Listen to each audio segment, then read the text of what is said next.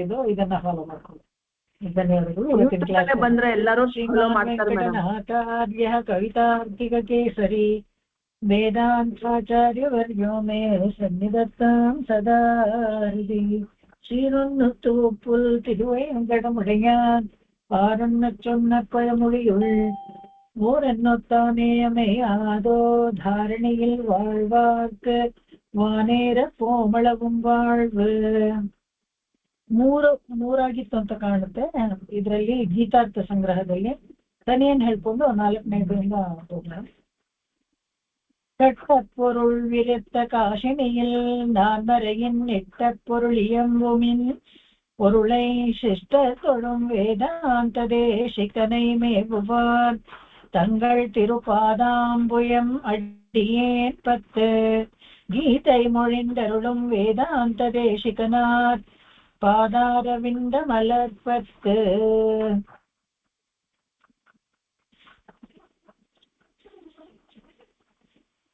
Okay, 4ನೇದ 5ನೇದ ಹೇಳ್ಬೇಕಾಗಿತ್ತು.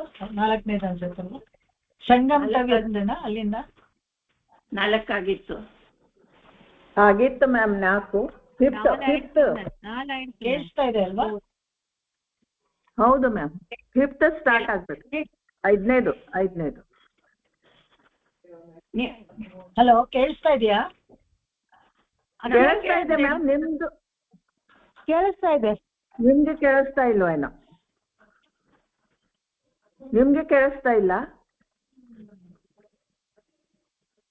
ಕೇಳಿಸ್ತಾ ಇದೆ madam.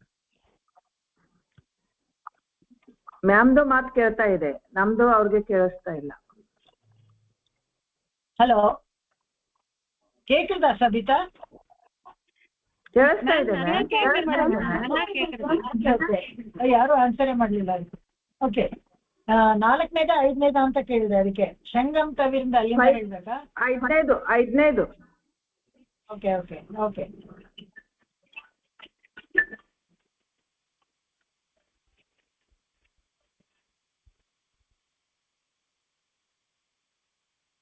பிரமாவை தந்திட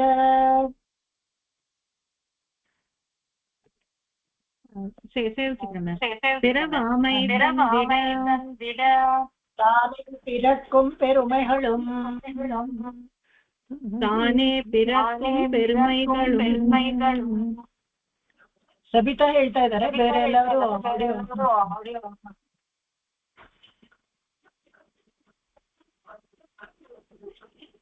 துறவா கிரிசைகள் தூய் மதி தன்னால் துலங்குகையும் மதி தன்னால் துலங்குகையும் இரவா உயிர் நன்னிலை கண்டிடும்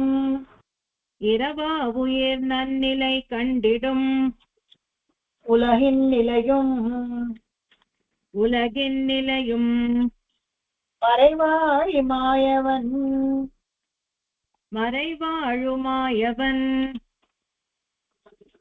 வாழும் இருக்கா? இல்ல, வாழுதான். ஓகே. நேயனுக்கு அன்று அறிவித்தனனே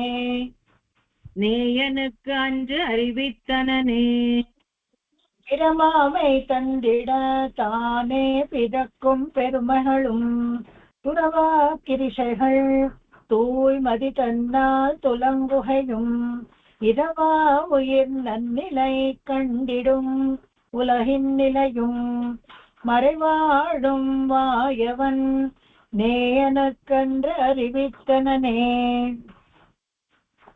பிறவாமை தந்திட தானே பிறக்கும் பெருமைகளும் துறவா கிரிசைகள் தூமதி தன்னால் துலங்குகையும் இரவா உயிர் நன்னிலை கண்டிடும் உலகின் நிலையும் மறைவாழுமாயவன் நேயனுக்கன்று அறிவித்தனனே.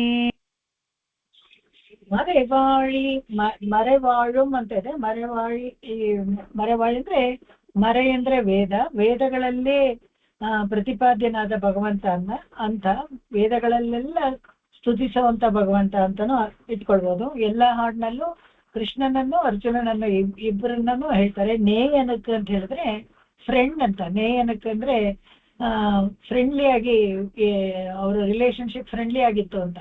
ಅತ್ತೆ ಮಗ ಆದ್ರೆ ಸೋದರತೆ ಮಗ ಆಗಿದ್ರೆ ಕೂಡ ತುಂಬಾ ಸ್ನೇಹಿತರ ತರ ಅವರಿಬ್ರು ಇದ್ರು ಅಂತ. ನೇಯನಕ್ ಅರಿವಿತ್ತಲ್ಲ ಅಂತ. ಇದರಲ್ಲಿ ಭಗವಂತ ವೇದ ಪ್ರತಿಪಾದನಾದ ಭಗವಂತ ಅರ್ಜುನನಿಗೆ ಏನ್ ಹೇಳ್ತಾನೆ ಅಂತ ನೋಡೋಣ. ಏನಪ್ಪಾ ಅಂತ ಹೇಳಿದ್ರೆ ಈ ಭಾಷಣದಲ್ಲಿ 4ನೇ ಅಧ್ಯಾಯದ ಈ ಸಾರಾಂಶ ಇಲ್ಲಿ ಹೇಳಲಾಗಿದೆ. ಇದು 5ನೇ ಭಾಷಣ, ಬಟ್ 4ನೇ ಅಧ್ಯಾಯದ ಸಾರಾಂಶ ಇದರಲ್ಲಿ ಹೇಳಲಾಗಿದೆ. ಇದು ಮುಕ್ತಿ ಜೀವರುಗಳಿಗೆ ಏನಪ್ಪಾ ಅಂದ್ರೆ ಮುಕ್ತಿ ಪ್ರಧಾನವಾಗಿ ಮಾಡುವುದಾಗಿ ಆಶ್ವಾಸನೆ ಕೊಡ್ತಾನೆ. ಜೀವರುಗಳೆಲ್ಲ ಹುಟ್ಟಿದ್ರೆ ಎಷ್ಟೋ ಜನಕ್ಕೆ ಮುಕ್ತಿ ಬಗ್ಗೆನೇ ಗೊತ್ತಿರಲ್ಲ. ಏನೋ ಸಂಸಾರದಲ್ಲಿ ಇರೋದೇ ಒಂದು ದೊಡ್ಡ ವಿಷಯ ಅನ್ನೋ ತರ. ಹಾಗೆ ಎಷ್ಟು ಮನುಷ್ಯರಿಗಾದ್ರೆ ವಿವೇಕ ಅದೇ ಯೋಚನೆ ಮಾಡ್ತೀವಿ. ಪ್ರಾಣಿಗಳಿಗೆಲ್ಲ ಏನು ಅವತ್ತವತ್ತಿಂದು ಊಟ, ಆಹಾರ, ಜೀವ ಕಾಪಾಡ್ಕೊಳ್ಳೋದು ಇದೇ ತರ ತಾನೆ. ಹಸಿವೆ, ನಿದ್ರೆ, ತೂಕಡಿಕೆ ಇವುಗಳೇ ಇದರಲ್ಲೇ ಅದು ಕಳ್ದ್ಬಿಡುತ್ತೆ. ಭಯ, ಮೈಥುನ ಇವುಗಳೇ ಬೇರೆ ಏನೂ ಇಲ್ಲ ಜೀವನ. ಅದಕ್ಕಷ್ಟೇ, ಅದಕ್ಕಿಂತ ಆಚೆ ಏನೂ ಇಲ್ಲ. ಆದ್ರೆ ಮನುಷ್ಯನಿಗೆ ಇನ್ನೊಂದು ಹೆಚ್ಚಾಗಿ ವಿವೇಕ ಇರೋದ್ರಿಂದ ನನಗೆ ಈ ಸಂಸಾರದಿಂದ ಬಿಡುಗಡೆ ಆಗ್ಬೇಕು ಅನ್ನೋದ್ರ ಬಗ್ಗೆ ಚಿಂತನೆ ಮಾಡ್ತಾನಲ್ಲ. ಅದಕ್ಕೋಸ್ಕರ ಭಗವಂತ ಅವ್ರಗಳಿಗೆಲ್ಲ ಮುಕ್ತಿಯನ್ನ ಕೊಡಕ್ಕೆ ಪ್ರಧಾನವಾಗಿ ಹೇಳಿದೆ, ಆಶ್ವಾಸನೆ ಕೊಡ್ತಾನೆ. ಹೇಗೆ ಅಂತ ಹೇಳಿದ್ರೆ ಹಾಗೆ ತನ್ನ ಅವತಾರಗಳನ್ನ ಇದರಲ್ಲಿ ಅವತಾರ ರಹಸ್ಯ ಇದೆಯಲ್ಲ, ಈ ಮುಖ್ಯವಾಗಿ ಈ ಭಾಷಣದಲ್ಲಿ ತುಂಬಾ ಚೆನ್ನಾಗಿದೆ. ಇದು ಅವತಾರ ರಹಸ್ಯವನ್ನು ತಿಳಿಸ್ಕೊಡ್ತಾನೆ ಈ ಭಾಷಣ 4ನೇ ಅಧ್ಯಾಯ. ಈ 4ನೇ ಅಧ್ಯಾಯದಲ್ಲಿ ಅವತಾರ ರಹಸ್ಯ ತಿಳಿಸ್ಕೊಡ್ತಾನೆ ಅಂತ ಹೇಳಿದಾಗ ಏನು ಅದರಲ್ಲಿ ದೊಡ್ಡಗೆ ಅವತಾರ ಕತೆ ಓದ್ಬಿಟ್ರೆ ಆಯ್ತು ಅವತಾರ ಗೊತ್ತಾಗುತ್ತೆ ಅಂತ ಹಾಗಲ್ಲ. ಅವತಾರ ರಹಸ್ಯ 6 ವಿಶೇಷವಾಗಿ ಅರ್ಥಗಳನ್ನ ತಿಳಿಸ್ತಾರೆ. ಅದನ್ನ ನೋಡೋಣ. ಯಾರು ಭಗವಂತನ ಅವತಾರ ರಹಸ್ಯವನ್ನ ತಿಳ್ಕೊಳ್ತಾರೋ ಅವರಿಗೆ ಮರುಜನ್ಮ ಇಲ್ಲ ಅಂತ. ಬಹುಶಃ ಇವತ್ತು ಯಾರ ಕ್ಲಾಸ್ಗೆ ಅಟೆಂಡ್ ಮಾಡ್ತಿರ್ತಾರೋ ಅವರಿಗೆಲ್ಲ ಮರುಜನ್ಮ ಇಲ್ಲ. ನೋಡಿ ಎಷ್ಟು ಸೌಖ್ಯ, ಅಷ್ಟು ಸುಲಭ ಅಂತ. ಹಾಗೆ ಅವತಾರ ರಹಸ್ಯವನ್ನ ತಿಳ್ಕೊಳ್ಳೋರಿಗೆ ಮರುಜನ್ಮ ಇಲ್ಲ ಅಂತ. ನಮ್ಮ ಇದು ಪಿರಮಾವೈ ತಂದಿಡ ಅಂದ್ರೆ ನಾವು ಮತ್ತೆ ಹುಟ್ಟದೇ ಇರೋಕ್ಕೋಸ್ಕರ ಅವನು ಹುಟ್ಟುತ್ತಾನೆ. ನೋಡಿ ಎಷ್ಟಿದು, ಇದೆಲ್ಲನೇ ನಾವು ತಿಳ್ಕೊಳ್ಬೇಕು. ಎಷ್ಟು ದೊಡ್ಡ ಉಪಕಾರ ಭಗವಂತ ಮಾಡ್ತಾನೆ. ಅವನಿಗೆ ಏನಾಗ್ಬೇಕಾಗಿದೆ ರೀ, ವೈಕುಂಠದಲ್ಲಿ ಸುಖವಾಗಿ ಇರೋವನು, ಯಾವ ಕಷ್ಟವೂ ಈ ಸಂಸಾರದ ಬೇಗ ಯಾವುದು ಇಲ್ಲದೆ ಇರೋನು, ಅವನು ಯಾಕೆ ಬಂದು ಸಂಸಾರದಲ್ಲಿ ನಮ್ಮ ಮಧ್ಯೆ ಹುಟ್ಟಬೇಕು ಅಂದ್ರೆ ನಮಗೆ ಬೋಧಿಸಲು, ನಮಗೆ ಮೋಕ್ಷದ ವಿಚಾರವನ್ನ ತಿಳಿಸಲು, ನಮ್ಮನ್ನ ಉತ್ತೀರ್ಣ ಆಗೋಕ್ಕೆ ಮೇಲೆ ಉತ್ತಮ ವಿಷಯಕ್ಕೆ ಅವತ್ತೇ ನಾವು ನೋಡಿದ್ವಿ, ಎತ್ತೋದು ಮೇಲೆ ಕೇಳ್ತೋದು ಅಂತ ನಮ್ಮನ್ನ ಉತ್ತೀರ್ಣ ಈ ಸಂಸಾರದಿಂದ ಉತ್ತೀರ್ಣ ಮಾಡ್ಕೊಂಡು ಮೋಕ್ಷದಲ್ಲಿ ನಮ್ಮನ್ನ ಇಡೋಕ್ಕೋಸ್ಕರ ಅವನು ಕಷ್ಟ ಪಡ್ತಾನೆ. ಪಿರಮಾಮೈ ತಂದಿಡ ತಾನೇ ಪಿರಪ್ಪು. ಸರಿ, ಅದಕ್ಕೋಸ್ಕರ ಬೇರೆ ಯಾರನ್ನಾದ್ರೂ ಕಳಿಸ್ತಾನ? ನಾವು ಹುಟ್ಟದೇ ಹೋಗಿ ಹೇಳ್ಬಿಟ್ವಾ ಅಂತ ಎಷ್ಟೋ ಸರಿ ಎಲ್ಲ ಬಂದು ಗುರುಗಳು ಎಲ್ಲ ಹೇಳಿ ಆಚಾರ್ಯಗಳು ಬಂದು ಹೇಳೋದಿಲ್ಲ, ಅವನೇ ಬರ್ತಾನೆ. ಅವನೇ ನಾವು ನೋಡ್ತೀವಿ ನರನಾರಾಯಣರ ಇದ್ರಲ್ಲೂ ಅವತಾರಗಳಲ್ಲೂ ತಾನೇ ಬಂದು ಅಷ್ಟಾಕ್ಷರನೇ ಉಪದೇಶಿಸ್ತಾನೆ. ರಾಮನಾಗಿ ತಾನೇ ಬಂದು ಹೇಗೆ ಸಜ್ಜನನಾಗಿರ್ಬೇಕು ಅಂತ ತೋರಿಸ್ಕೊಡ್ತಾನೆ. ಕೃಷ್ಣನಾಗಿ ತಾನೇ ಬಂದು ಭಗವದ್ಗೀತೆಯನ್ನು ಉಪದೇಶ ಮಾಡ್ತಾನೆ. ಯಾಕಂದ್ರೆ ಜನಗಳ ಮಧ್ಯೆ ಇದ್ದು ಅದನ್ನ ಉಪದೇಶ ಮಾಡಿ ಎಲ್ಲರಿಗೂ ಉಪಕಾರ ಆಗುತ್ತೆ. ಪಿರಕು ಪೇರುಮೆ ಹೇಳು, ಅವನೇ ತಾನೇ ಪಿರಕು, ಅವನೇ ಬರ್ತಾನಂತ. ಅದಕ್ಕೆ ಯಾರನ್ನಾದ್ರೂ ಡೆಪ್ಟೇಷನ್ ಕಳಿಸ್ಬಿಡಲ್ಲ, ಕಳಿಸ್ಬೋದು ಆದ್ರೆ ಅವನೇ ಬರ್ತಾನೆ. ಯಾಕೆ ನಾವು ನೋಡಿದ್ವಿ, ನಾರಾಯಣ ಋಷಿ ಯಾರಾದ್ರೂ ಹೋಗಿ ಕಳಿಸ್ಬಿಟ್ಟು ಅಷ್ಟಾಕ್ಷರನ್ನ ಹೇಳ್ಕೊಟ್ಬಿಟ್ಟು ಬನ್ನಿ ಅಂತ ಕಳಿಸ್ಬೋದಾಗಿತ್ತು, ಅದೇನ್ ದೊಡ್ಡ ವಿಷಯ ಅಲ್ಲ. ಆದ್ರೆ ಅವ್ರು ಹೇಳಿದ್ರು ಇಲ್ಲ, ಏನಾದ್ರೂ ಮಂತ್ರಗಳಲ್ಲಿ ವ್ಯತ್ಯಾಸ ಆಗ್ಬಿಟ್ರೆ, ಡಿಸ್ಟಾರ್ಷನ್ ಆಗ್ಬಿಟ್ರೆ, ಸರಿಯಾಗಿ ಹೇಳ್ಕೊಡ್ದೆ ಹೋದ್ರೆ ಬೇಡ, ಮಂತ್ರಾರ್ಥ ಸರಿಯಾಗಿ ತಿಳ್ಕೊಳ್ದೆ ಹೋದ್ರೆ ವ್ಯತ್ಯಾಸ ಕಷ್ಟಕ್ಕೆ ಬರುತ್ತೆ, ಅದೆಲ್ಲ ಬೇಡ ಬೇಡ ನಾನೇ ಹೋಗ್ತೀನಿ ಅಂತ ಖುದ್ದಾಗಿ. ಕೆಲವ್ರಿಗೆ ನಾವು ನೋಡ್ತೀವಿ ಮನೆಯಲ್ಲಿ ಕೂಡ ದೊಡ್ಡವರೆಲ್ಲ ಇದ್ರೆ ಹಾಗೆ ಮಾಡ್ತಾರೆ. ಬೆಳೆಸ್ಬೇಕಾದ್ರೆ ಅವ್ರ ಅಡಿಗೆ ಎಲ್ಲ ಮಾಡಿರ್ತಾರಲ್ಲ, ಯಾರಾದ್ರೂ ನಾನು ಬೆಳೆಸ್ತೀನಿ, ಇಲ್ಲ ಇಲ್ಲ ಬೇಡ ಬೇಡ ನಾನೇ ಬೆಳೆಸ್ತೀನಿ ಅಂತ. ಯಾಕಂದ್ರೆ ಅವ್ರು ಅಚ್ಚುಕಟ್ಟಾಗಿ ಮಾಡಿರೋ ಪದಾರ್ಥವನ್ನ ತಾವೇ ಪ್ರೀತಿಯಿಂದ ಎಲ್ಲರಿಗೂ ಬಡಿಸ್ಬೇಕು ಅಂತ ಅನ್ಕೊಳ್ತಾರೆ. ಅದೇ ತರನೇ ಭಗವಂತನೂ ಅಷ್ಟೇನೆ, ತಾನು ಏನ್ ಹೇಳ್ಬೇಕು ಅಂತ ಇದ್ದಾನೋ ತನ್ನ ಬಾಯಿಂದಲೇ ತಾನೇ ಹೋಗಿ ತಾನೇ ಬಂದು ಹೇಳೋದು ಅಂತ. ಪಿರಮಾಮೈ ತಂದಿಡೋ. ನೋಡಿ ಎಷ್ಟು ಸೌಲಭ್ಯ. ಭಗವಂತನ ಗುಣಗಳನ್ನ ಹೇಳ್ತಾ ಹೋದ್ರೆ ಸಮಯ ಹೋಗೋದೇ ಗೊತ್ತಾಗೋದಿಲ್ಲ. ಯಾಕಂತ ಹೇಳಿದ್ರೆ ಆ ತರ ಒಂದು ವಿಶೇಷವಾದ ಕಲ್ಯಾಣ ಗುಣ. ಅದು ಯಾರು ಹೆಂಗ್ ಹೋದ್ರೆ ಏನು ಅಂತ ಇಲ್ಲದೆ ಒಂದು ಉಪಕಾರ ಮಾಡ್ಬೇಕು ನಮಗೆಲ್ಲ. ಯಾವ ಕಾರಣಕ್ಕಿಲ್ಲೆಲ್ಲ ಬಂದಿದೀವೋ ಪ್ರತಿಪದಾಗೆಲ್ಲ ಸಂಸಾರದಲ್ಲಿ ಬಂದ್ಬಿಟ್ಟಿದೀವಿ. ಒಬ್ರನ್ನೂ ಬಿಡದೆ ಕರ್ಕೊಂಡು ಹೋಗ್ಬೇಕು ಅಂತ ಅವ್ನು ಕಷ್ಟಪಡ್ತಾ ಇದ್ದಾನಲ್ಲ, ಅದನ್ನ ನೋಡಿ ಅವನು ನಮ್ಮ ಮಧ್ಯೆ ಹುಟ್ಟುತ್ತಾರಂತೆ. ಪೆರುಮೆ ಹೇಳು ಅದು ದೊಡ್ಡದು. ಏನು ಪೆರುಮೆ ಹೇಳಿದ್ರೆ ಅವನ ಅವತಾರಗಳು: ರಾಮಾವತಾರ, ವಿಷ್ಣಾವತಾರ, ಹಯಗ್ರೀವ ಅವತಾರ, ಕೂರ್ಮ ಅವತಾರ, ವರಾಹ ಅವತಾರ, ಏನು ಒಂದಕ್ಕಿಂತ ಒಂದು ಭೂಮ ಅವತಾರಗಳು. ವರ್ಣನೆ ಮಾಡಕ್ಕೆ ಒಂದೊಂದು ಪುರಾಣನೇ ಇದೆ. ವರಾಹ ಅವತಾರಕ್ಕೂ ಒಂದು ಪುರಾಣ, ನರಸಿಂಹ ಅವತಾರಕ್ಕೂ ಒಂದು ಪುರಾಣ, ರಾಮಾವತಾರಕ್ಕಂತೂ ಒಂದು ದೊಡ್ಡ ಕಾವ್ಯ ವಾಲ್ಮೀಕಿ ರಾಮಾಯಣನೇ ಇದೆ. ಕೃಷ್ಣಾವತಾರಕ್ಕೆ ಭಾಗವತ, ಮಹಾಭಾರತಗಳೆಲ್ಲ ಇದೆ. ಈ ತರ ಪೆರುಮೆ ಹೇಳು, ಅವನ ಪೆರುಮೆ ಪೇಶಕ್ಕೆ, ಅವನ ಪೆರುಮೆಗಳನ್ನ ಹೇಳಕ್ಕೆ ಅನೇಕ ಗ್ರಂಥಗಳನ್ನು ಅನೇಕ ಕಡೆ ಬರೆದಿಟ್ಟಿದ್ದಾರೆ ಎಲ್ಲ. ತುರಬಾ ಕಿರುಷ ಹೇಳ್ತು ಮದಿ ತನ್ನಾಲ್. ಅದೇ ಇಲ್ಲಿ ಈ ಜನ್ಮ ರಹಸ್ಯವನ್ನ ಹೇಳೋದು ಈ ಅಧ್ಯಾಯದಲ್ಲಿ ಮುಖ್ಯವಾಗಿ ಏನು ಅವನ ಜನ್ಮ ರಹಸ್ಯ, ಭಗವಂತನಲ್ಲಿ ಅವನ ಅವತಾರ ರಹಸ್ಯ ಅಂತ ಹೇಳಿದ್ರೆ, ಅವನು ಯಾರು, ಅವನು ಅವತಾರ ಮಾಡುವಾಗ ಯಾವ ತರ ಬರ್ತಾನೆ, ಅವುಗಳನ್ನ ನಾವು ತಿಳ್ಕೋಬೇಕು. ಮದಿತನ ನಮ್ಮ ಬುದ್ಧಿಗೆ ಇಟ್ಕೋ ಅಷ್ಟು ವಿಷಯದಲ್ಲಿ ನಾವು ತುರುವಾಕಿರಿಸಿ ಬಿಟ್ಟು ಬಿಡಲಾಗದ ಕರ್ಮಗಳು. ನಾವು ಏನೋ ಕಷ್ಟಪಟ್ಕೊಂಡು ಯಾವುದೋ ಕೆಲವು ನಿತ್ಯ ನೈಮಿತ್ತಿಕ ಕರ್ಮಗಳೆಲ್ಲ ಇರುತ್ತಲ್ಲ, ತೂವಿ ಮದಿತನ್ನಲ್ಲಿ ಪರಿಶುದ್ಧವಾದ ಜ್ಞಾನದಿಂದ ನಿರ್ಮಲವಾಗೋದನ್ನ ಅಳಿವಿಲ್ಲದ ಅವಾಗೇನಾಗತ್ತೆ, ನಾವು ಈ ಕರ್ಮಯೋಗದಲ್ಲಿ ನಮ್ಮ ಕೆಲಸಗಳ ನಿತ್ಯ ನೈಮಿತ್ತಿಕಗಳನ್ನು ಅಚ್ಚುಕಟ್ಟಾಗಿ ಮನಸ್ಸಿಟ್ಟು ಮನಸ್ಸನ್ನ ಅದರಲ್ಲಿ ಲಯ ಮಾಡಿ ನಾವು ಮಾಡಿದಾಗ ಅದು ಜ್ಞಾನ ವಿಕಸಿತ ಆಗತ್ತೆ. ಆ ಜ್ಞಾನ ವಿಕಸಿತ ಆಗಿರೋದ್ರಿಂದ ನಮಗೆ ಭಗವಂತನ ಕೊಡುವಂತ ಮೋಕ್ಷದಲ್ಲಿ, ಮುಕ್ತಿಯಲ್ಲಿ ನಮಗೆ ಆಸಕ್ತಿನೂ ಬರುತ್ತೆ.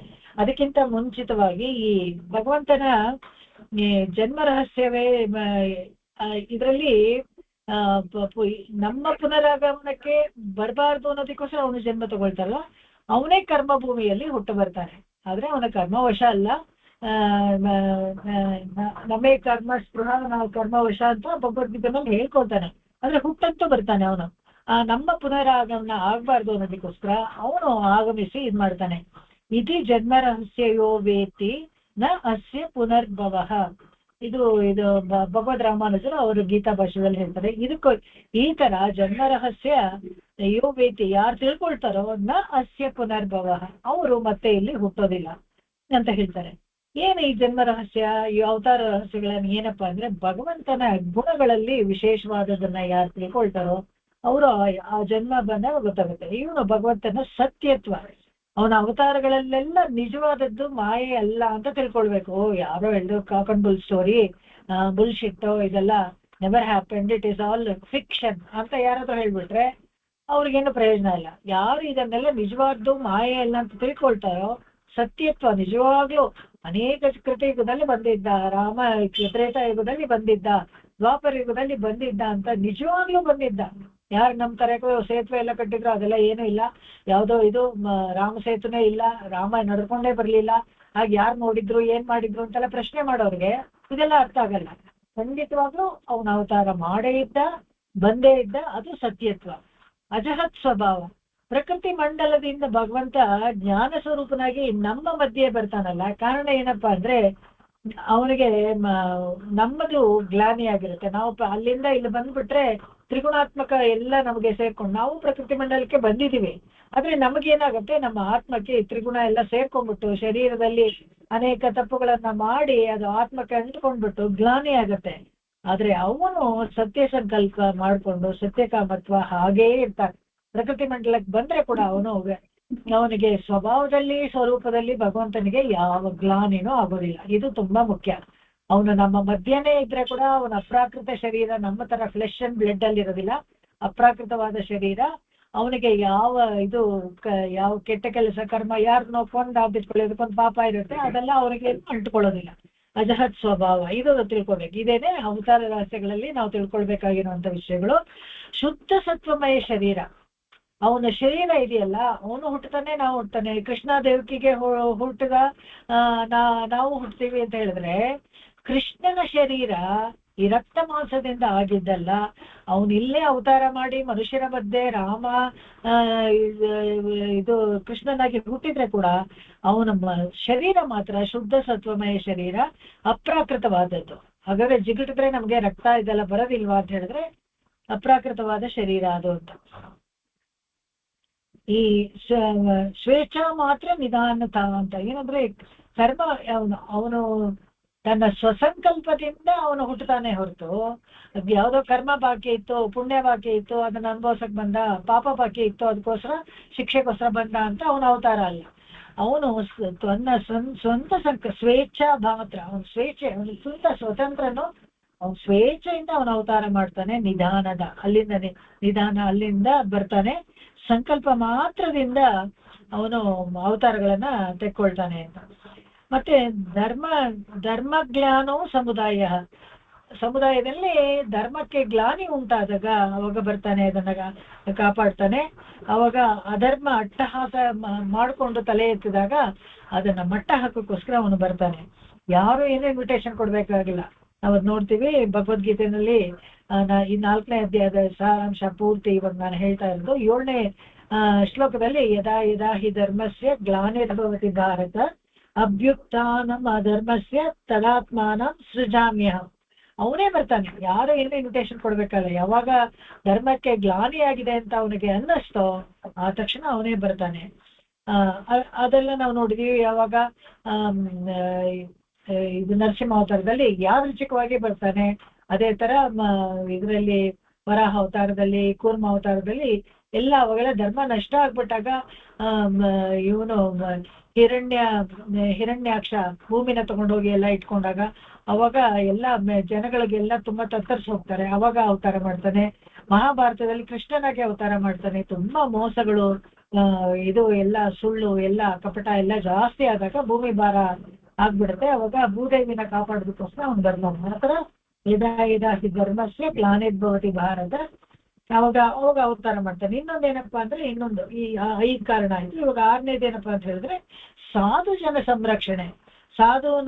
ಸಾಧುಗಳು ಪರಿತ್ರಾಣಾಯ ಸಾಧುನ ವಿನಾಶಾಯ ಚ ದುಷ್ಕೃತಂ. ಇದು ಕೂಡ ಅಷ್ಟೇ ಭಗವದ್ಗೀತೆಯಲ್ಲಿ 4ನೇ ಅಧ್ಯಾಯದಲ್ಲಿ 8ನೇ ಶ್ಲೋಕದಲ್ಲಿ ಬರುತ್ತೆ. ಧರ್ಮ ಸಂಸ್ಥಾಪನಾರ್ಥಾಯ ಸಂಭವಾಮಿ ಯುಗೆ ಯುಗೆ. ಯುಗದಲ್ಲಿ ಅವಾಗವಾಗ ನಾನು ಬರ್ತಾನೆ ಇರ್ತೀನಿ. ಪರಿತ್ರಾಣಾಯ ಸಾಧು ಜನರಿಗೆ ಪರಿತ್ರಾಣ. ಒಳ್ಳೆಯವರಿಗೆ ಕಷ್ಟ ಅಂತ ಒಂದು ಬಂದ್ರೆ, ಪ್ರಹ್ಲಾದ ತುಂಬಾ ಒಳ್ಳೆಯವನು, ಸುಮ್ಮನೆ ಕಷ್ಟ ಕೊಡ್ತಾ ಇದ್ದ ಇವನು ಹಿರಣ್ಯಕಶಿಪು. ಅದಕ್ಕೋಸ್ಕರ ಅವನನ್ನೇ ಇವನು ಇಷ್ಟು ಬೇರೆ ವಿಗ್ರಹಗಳನ್ನೇ ದೇವಸ್ಥಾನದಿಂದ ತೆಗೆದಾಗ್ಲೂ ಅವನೇನು ಕೋಪಿಸ್ಕೊಳ್ಳಿಲ್ಲ. ಭಗವಂತ ಹಿರಣ್ಯಕಶಿಪುವನ್ನು ಶಿಕ್ಷೆ ಮಾಡಕ್ಕೆ ಹೋಗ್ಲಿಲ್ಲ. ಅವಾಗ್ಲೇ ಆ ಕ್ಷಣದಲ್ಲೇ ಅಲ್ಲೇ ದೇವಸ್ಥಾನದಲ್ಲೇ ಯಾವನೋ ಒಂದು ಕಂಬದಿಂದ ಬಂದು ಅವನ್ನ ಕೊಂದ್ಬಿಡುವುದಾಗಿತ್ತು. ಆ ಥರ ಎಲ್ಲ ಏನು ಮಾಡ್ಲಿಲ್ಲ. ಆದ್ರೆ ಯಾವಾಗ ಪ್ರಹ್ಲಾದನಿಗೆ ತೊಂದರೆ ಕೊಟ್ನೋ, ತನ್ನ ಭಕ್ತನಿಗೆ ತೊಂದರೆ ಕೊಟ್ನೋ, ಅವಾಗ ಇವನು ಸಹಿಸ್ಕೊಳ್ಳಿಲ್ಲ. ಅವಾಗ ಸಾಧು ಜನರಿಗೆ ಪರಿತ್ರಾಣ ಬಂದಾಗ ಅದು ಬರ್ತಾನೆ. ದುಷ್ಕೃತಿಗಳನ್ನ ವಿನಾಶ ಮಾಡ್ತಾನೆ. ಸುಮ್ಮನೆ ಒಬ್ರಿಗೆ ತೊಂದರೆ ಕೊಡ್ತಾ ಇದ್ರೆ ಅವಾಗ ನೋಡ್ಕೊಂಡು ಸುಮ್ಮನೆ ಇರ್ತಾರೆ. ದುಷ್ಕೃತಿಗಳನ್ನ ವಿನಾಶ ಮಾಡಕ್ಕೆ ಅವನೇ ಬರ್ತಾನೆ. ಧರ್ಮವನ್ನ ಮತ್ತೆ ನೆಲೆ ನಿಲ್ಲಿಸ್ಬೇಕು. ಸಂಸ್ಥಾಪನಾರ್ಥಾಯ ಸಂಭವಾಮಿ ಬರ್ತೇನೆ ಅಂತ. ಈ ಸಾಧು ಜನ ಪರಿತ್ರಾಣ ಇವೆಲ್ಲ ನಾವು ನೋಡಿದ್ವಿ. ಪ್ರಹ್ಲಾದ ಸಂರಕ್ಷಣೆ, ಗೋಪಜನರ ಸಂರಕ್ಷಣೆ, ಅದೇ ಇದು ಗೋವರ್ಧನಗಿರಿ ಎಲ್ಲ ಎತ್ತಿ ಗೋಪಜನರ ಸಂರಕ್ಷಣೆ ಮಾಡೋದು, ಪಶುಗಳನ್ನ ಸಂರಕ್ಷಣೆ ಮಾಡೋದು ನರಸಿಂಹ ಅವತಾರದಲ್ಲಿ ಮತ್ತೆ ಕೃಷ್ಣ ಅವತಾರದಲ್ಲಿ ಇದೆಲ್ಲ ನಾವು ನೋಡಿದೀವಿ ಇದನ್ನ. ಹಾಗೆ ಧರ್ಮ ಸಂಸ್ಥಾಪನೆ ಅಂತ ಮಾಡೋದಕ್ಕೆ ಬಂದಾಗ ರಾಮ ಅವತಾರದಲ್ಲಿ ಬರ್ತಾನೆ. ಯಾಕಂದ್ರೆ ತನ್ನ ಹೆಂಡತಿಯನ್ನ, ಒಂದು ಸ್ತ್ರೀಯನ್ನ ಕರ್ಕೊಂಡು ಹೋಗಿ ಹಿಂಸೆ ಕೊಟ್ಟಾಗ ಇಡೀ ಜಗತ್ತಿಗೆ ತೋರಿಸ್ತಾನೆ ಇದು ಅಧರ್ಮ, ಇದನ್ನ ಆಗ್ಬಾರ್ದು ಅಂತ. ಅದೇ ತರಾನೇ ಯಾರೋ ಒಬ್ಬ ಅಗಸ ಮಾತಾಡ್ದಾಗ್ಲೂ ರಾಜ ಹೇಗಿರ್ಬೇಕು ಅನ್ನೋದಕ್ಕೋಸ್ಕರ ಸೀತೆಯನ್ನ ಕಾಡಿಗೆ ಕಳಿಸ್ಬಿಡ್ತಾನೆ. ಧರ್ಮ ಸಂಸ್ಥಾಪನೆ ಮಾಡೋಕ್ಕೋಸ್ಕರ ಇದನ್ನೆಲ್ಲ ತೋರಿಸ್ಕೊಡೋಕೆ ರಾಮಾವತಾರವನ್ನ ಮಾಡ್ತಾನೆ. ದುಷ್ಕೃತಿಗಳ ಸಂಹಾರ ಮಾಡೋದಕ್ಕೆ ನೋಡ್ತೀವಿ ನಾವು ವರಾಹ ಅವತಾರದಲ್ಲಿ ಹಿರಣ್ಯಾಕ್ಷರನ್ನ, ಮತ್ತೆ ಕಲ್ಕಿ ಅವತಾರದಲ್ಲಿ ಎಲ್ಲ ಕಂಡವರು ಸಿಕ್ಕಿದವ್ರಿಗೆಲ್ಲ ಯಾರೆಲ್ಲ ತೊಂದರೆ ಕೊಡ್ತಾ ಇದ್ರು, ಭೂಮಿನಲ್ಲಿ ಯಾರೆಲ್ಲ ಕೆಟ್ಟ ಕೆಲಸಗಳನ್ನ ಮಾಡ್ತಾ ಇದ್ರು ಕೊಚ್ಚಿ ಹಾಕ್ಬಿಡ್ತಾನೆ. ಅದನ್ನ ಇದೇನೆ ಈ 6 ಅವತಾರ ರಹಸ್ಯಗಳು ತಿಳಿಸ್ಕೊಡ್ತಾನೆ ಭಗವಂತ. ಈ ರಹಸ್ಯಗಳನ್ನ ಯಾರು ತಿಳ್ಕೊಳ್ತಾರೋ ಅವ್ರಿಗೆ ಮತ್ತೆ ಪುನರ್ಜನ್ಮ ಇಲ್ಲ ಅಂತ. ಇಲ್ಲಿ ಒಂದು ಪ್ರಶ್ನೆ ಬರುತ್ತೆ. ಇವಾಗ ಯಾವ್ದೋ ಒಂದು ನೀವು ಅವತಾರ ರಹಸ್ಯ ಅಂದ್ರೆ ಕೃಷ್ಣನ ಕತೆ ಓದ್ಬಿಡ್ತೀನಿ, ನನಗ್ ಮರುಜನ್ಮ ಇಲ್ವಾ ಅಂದ್ರೆ ಆಗಲ್ಲ. ಕೃಷ್ಣ ಯಾತಕ್ಕೋಸ್ಕರ ಬಂದ, ಯಾತಕ್ಕೋಸ್ಕರ ಅವತಾರ ಮಾಡ್ದ, ಸಾಧು ಜನರನ್ನ ಪರಿತ್ರಾಣ ಮಾಡ್ತಾ ಶಿಕ್ಷೆ ಮಾಡ್ತಾ ಇದ್ದಾರೆ. ಸಾಧು ಜನರನ್ನ ಪರಿತ್ರಾಣ ಕಷ್ಟ ಕೊಡ್ತಾ ಇದ್ದವರು ಯಾಕೆ ಕಷ್ಟ ಕೊಡ್ತಾ ಇದ್ದಾರೆ ಅಂದ್ರೆ ಅವರ ಪಾಪಕರ್ಮಗಳು ಸಂಚಯ ಆಗಿ ಅವ್ರಿಗೆ ಆತರ ಬುದ್ಧಿ ವಿಕಲ್ಪ ಆಗಿ ಎಲ್ಲ ಕೆಟ್ಟ ಕೆಲಸಗಳನ್ನ ಮಾಡ್ತಾ ಇದ್ದಾರೆ. ಅವಾಗ ನಾವೊಂದು ತಿಳ್ಕೊಳ್ಬೇಕು, ಅಲ್ಲಿ ಕಲಿಯೋದೊಂದು ವಿಷಯ ಇದೆ. ಪಾಪಕರ್ಮಗಳನ್ನ ಮಾಡಬಾರ್ದು. ಪಾಪಕರ್ಮಗಳನ್ನ ಮಾಡಿದಾಗ ಪಾಪಗಳು ಸಂಚಯ ಆಗಿ ಹೀನ ಯೋನಿಯಲ್ಲಿ ನಾವು ಹುಟ್ಟುವಂತ ಒಂದು ಸಂಭವ ಇದೆ. ಇವೆಲ್ಲ ನಮ್ಗೆ ಅರ್ಥ ಆಗತ್ತೆ. ಅವತಾರ ರಹಸ್ಯಗಳನ್ನ ತಿಳ್ಕೊಂಡಾಗ ಈ ಧರ್ಮ ಕರ್ಮ ಇವುಗಳೆಲ್ಲ ಒಳ್ಳೇದು ಕೆಟ್ಟದ್ದು ಇವೆಲ್ಲ ನಮಗೆ ಗೊತ್ತಾಗತ್ತೆ. ಈ ದ್ವಂದ್ವಗಳೆಲ್ಲ ಗೊತ್ತಾದಾಗ ಯಾವುದು ಒಳ್ಳೇದು ಅದನ್ನ ಮಾತ್ರ ಆರಿಸ್ಕೊಳ್ಬೇಕು, ಮತ್ತೆ ಮತ್ತೆ ಹುಟ್ಟಿ ಬರಬಾರ್ದು ಸಂಸಾರದಲ್ಲಿ ಅಂತ ಒಂದು ನಿಶ್ಚಯ ಬರುತ್ತೆ ನಮಗೆ. ಇದರಿಂದ ನಮಗೆ ಏನು ಗೊತ್ತಾಗುತ್ತೆ ಅಂತ ಹೇಳಿದ್ರೆ ಇದೇನೆ ಸೀಕ್ರೆಟ್, ಬೇರೆ ಏನಿಲ್ಲ. ರಾಮನ ಕಥೆ ಓದ್ಬಿಟ್ರೆ ಕೃಷ್ಣನ ಕಥೆ ಓದ್ಬಿಟ್ರೆ ಜನ್ಮ ಬರೋದಿಲ್ವಂತೆ ಓದ್ಬಿಡ್ತೀನಿ ಅಂತ ಕುತ್ಕೊಂಡು ಓದ್ಬಿಟ್ರೆ ಆಗೋದಿಲ್ಲ.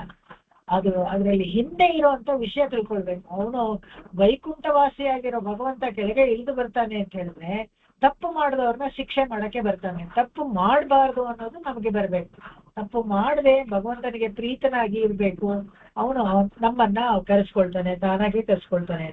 ತುರವರ ಕಿರಿಷೆಗಳ್ ಮಾಡೋ ಎಲ್ಲ ನಿತ್ಯ ಕರ್ಮಗಳು. ಈ ತುರವರ ಕಿರಿಷೆಗಳಂದ್ರೆ ದೈನಂದಿಕ ಕರ್ಮಗಳಲ್ಲಿ ನಾವೆಲ್ಲ ಮಾಡ್ತೀವಲ್ಲ ಅದನ್ನೆಲ್ಲ ಈ ಹೋಮ, ಯಾಗ, ಪ್ರಾಣಾಯಾಮ, ಧ್ಯಾನ, ಯೋಗ, ಮತ್ತೆ ತಪಸ್ಸು, ತೀರ್ಥಯಾತ್ರೆ ಹೋಗೋದು, ವೇದಾಧ್ಯಯನ ಮಾಡೋದು, ಕಾಲಕ್ಷೇಪ ಮಾಡೋದು, ಇವೆಲ್ಲ ಇದೆಯಲ್ಲ ಅವರವರು ಅವರವರ ಆಶ್ರಮ ಧರ್ಮಕ್ಕೆ ತಕ್ಕದಾಗಿ ಮಾಡ್ತಾ ಇರ್ತಾರೆ. ಯಾರೊಬ್ರು ಎಲ್ಲರೂ ಅವರವರ ಆಶ್ರಮ ಧರ್ಮಕ್ಕೆ ಮಾಡ್ತಾ ಇರ್ತಾರೆ. ಆದ್ರೆ ಯಾರು ಫಲಾಪೇಕ್ಷೆ ಇಲ್ಲದೆ ಮಾಡ್ತಾರೋ ಇದು ತುಂಬಾ ಮುಖ್ಯ ನೋಡಿ. ಇದು ನಾನು ಎಷ್ಟು ಜನ ನೋಡಿದ್ದೀನಿ ವಿಷ್ಣು ಸಹಸ್ರನಾಮ ಫಲಶ್ರುತಿ ಓದ್ಬೇಕಾಗೇ ಇಲ್ಲ, ಆದ್ರೂ ಓದ್ತಾರೆ. ಓದ್ಬಿಟ್ಟು ನಾನು ಇವತ್ತು 3 ಸತಿ ವಿಷ್ಣು ಸಹಸ್ರನಾಮ ಹೇಳಿದೆ, 4 ಸತಿ ಹೇಳಿದೆ. ಅದು ಹೇಳಿದ್ರೆ ಒಳ್ಳೇದಾಗತ್ತೆ ಅಂತ ಗೊತ್ತು, ಅದಕ್ಕೆ ಹೇಳಿದೆ ಅಂತ ಎಲ್ಲರ ಹತ್ರ ಹೇಳ್ಕೊಂಡ್ ಬೇರೆ ಬರೋದು. ಇಷ್ಟು ಸತಿ ಹೇಳಿದೆ, ಅಷ್ಟು ಸತಿ ಹೇಳಿದೆ, ಪೂಜೆ ಮಾಡಿದೆ, ಇದು ಎಲ್ಲಾನು ಅದು ದೊಡ್ಡದಾಗಿ ಒಂದು ಪ್ರವರ. ನೀನೆಲ್ಲ ಮಾಡ್ಬೇಕಾಗಿದ್ದೆಯಾ, ಅದೇನ್ ಹೇಳ್ಕೊಳ್ಳೋದು, ದಿನ ಎಲ್ಲಾರು ಮಾಡ್ಬೇಕಾಗಿದ್ದೆ, ಅದೇನ್ ಮಾಡಿದ್ದನ್ನ ಏನ್ ಹೇಳ್ಬೇಕಾಗಿಲ್ಲ ಅಂತ. ಇಲ್ಲಿ ಫಲಾಪೇಕ್ಷೆ ಇಲ್ಲದೆ ಯಾರು ಮಾಡ್ತಾರೋ, ಇಲ್ಲಿ ಫಲಾಪೇಕ್ಷೆ ಇಲ್ಲದೆ ಹೇಗೆ ಮಾಡೋದು ಅಂತ ಹೇಳಿದ್ರೆ ಫಲವನ್ನ ತ್ಯಾಗ ಮಾಡಬಹುದು. ಫಲಕ್ಕೋಸ್ಕರ ಅಂತ ಒಂದು ಮಂತ್ರ ಹೇಳ್ಬಾರ್ದು. ಫಲಶ್ರುತಿಗಳು ಎಲ್ಲಾದ್ರಲ್ಲೂ ಇದೆ. ವೇದಾಂತ ದೇಶಿಕ ಸ್ತೋತ್ರಗಳಲ್ಲೂ ನಾವು ನೋಡ್ತೀವಿ ಫಲಶ್ರುತಿ ಅಂತ ಕೊನೆಯಲ್ಲಿ ಒಂದು ಪದ್ಯದಲ್ಲಿ ಬರ್ದಿರ್ತಾರೆ. ಆದ್ರೆ ಅದಕ್ಕೆ ಅಂತ ನಾವು ಮಾಡದೆ ಹೋದ್ರೆ ಕೂಡ, ನಾವು ಸುಮ್ಮನೆ ಹೇಳ್ತಾ ಹೋದ್ರೆ ಕೂಡ ಫಲ ಬಂದು ನಮಗೆ ಬರುತ್ತೆ. ಅದರಿಂದ ಕಾರಣವಾಗಿ ಫಲಕ್ಕೆ ಅಂತ ನಾವು ಮಾಡದೆ ಅವರು ಜ್ಞಾನ ಯಾರು ಆತರ ಫಲಾಪೇಕ್ಷೆ ಇಲ್ಲದೆ ಮಾಡ್ತಾರೋ ಅವ್ರಿಗೆ ಜ್ಞಾನ ವಿಕಾಸ ಆಗುತ್ತೆ. ಬರೀ ಕರ್ಮಗಳನ್ನೇ ಕಿರಿಷೆಗಳು, ಚಿಕ್ಕ ಚಿಕ್ಕ ಕೆಲಸ ಮನೆಯಲ್ಲಿ ದಿನ ಮಾಡುವಂಥದ್ದು, ಉಪಾಸನಾಗ್ನಿ, ಆರಾಧನಾ ಇವೆಲ್ಲ ಇರುತ್ತಲ್ಲ, ಅದ್ರ ಸುತ್ತಮುತ್ತಲು ಇರೋದು, ಯಾರೋ ಅಡುಗೆ ಮಾಡ್ಬೇಕು, ನೈವೇದ್ಯ ಮಾಡ್ಬೇಕು, ಇವೆಲ್ಲ ಕಿರಿಷೆಗಳು ಕೆಲಸಗಳೆಲ್ಲಾನು, ಯಾಗ ಯಜ್ಞಗಳು ಇವೆಲ್ಲಾನು ಅವ್ರವ್ರ ಆಶ್ರಮ ಧರ್ಮಕ್ಕೆ ಸರಿಯಾಗಿ ಅವ್ರವ್ರು ಮಾಡ್ತಾ ಇರ್ತಾರೆ. ಇದನ್ನೆಲ್ಲ ಯಾರು ಫಲಾಪೇಕ್ಷೆಯಿಂದ ಮಾಡ್ತಾರೋ ಅವರಿಗೆ ಜ್ಞಾನ ವಿಕಾಸ ಆಗುತ್ತೆ. ಬುದ್ಧಿ ವಿಕಾಸ ಆದಾಗ ತೂಮದಿ ತನ್ನಾಲ್ ತುಳಂಗಂ ಇದೆ ನೋಡಿ. ಎಷ್ಟು ಚೆನ್ನಾಗಿ ಅವರು ವೇದಾಂತ ದೇಶಕ್ಕೆ ತೋರಿಸ್ಕೊಳ್ಳಿ. ತೂಮದಿ ಒಳ್ಳೆ ಜ್ಞಾನ ಇದೆಯಲ್ಲ, ಒಳ್ಳೆ ಸನ್ಮತಿ ಅಂತ ಹೇಳ್ತಾರೆ ಇದಕ್ಕೆ. ಒಳ್ಳೆ ಜ್ಞಾನ ವಿಕಸಿತ ಆಗತ್ತೆ. ವಿಕಸಿತ ಆದಾಗ ಕರ್ಮಯೋಗದಲ್ಲಿ ಜ್ಞಾನ ವಿಕಸಿತ ಆಗತ್ತೆ. ನಿಷ್ಠೆಯಿಂದ ಮಾಡೋರಿಗೆ ಸ್ವರೂಪ ಕರ್ಮಕ್ಕೆ ಅಂಟ್ಕೊಳ್ಳೋದಿಲ್ಲ. ಅವ್ರು ಕೆಲಸ ಮಾಡ್ತಾರೆ ಆದ್ರೆ ಅದಕ್ಕೆ ಅಂಟ್ಕೊಳ್ಳೋದಿಲ್ಲ, ಬಂಧ ಮುಕ್ತರಾಗ್ತಾರೆ. ಜ್ಞಾನ ಕಂಗೊಳಿಸುತ್ತೆ. ಜ್ಞಾನ ಕಂಗೊಳಿಸೋದ್ರಿಂದ ಏನು ಪ್ರಯೋಜನ ಅಂತ ಹೇಳಿದ್ರೆ இரவா உயிர் நன்னிலை கண்டிடும். இரவா உயிರ್ ಅಂತ ಹೇಳಿದ್ರೆ ಈ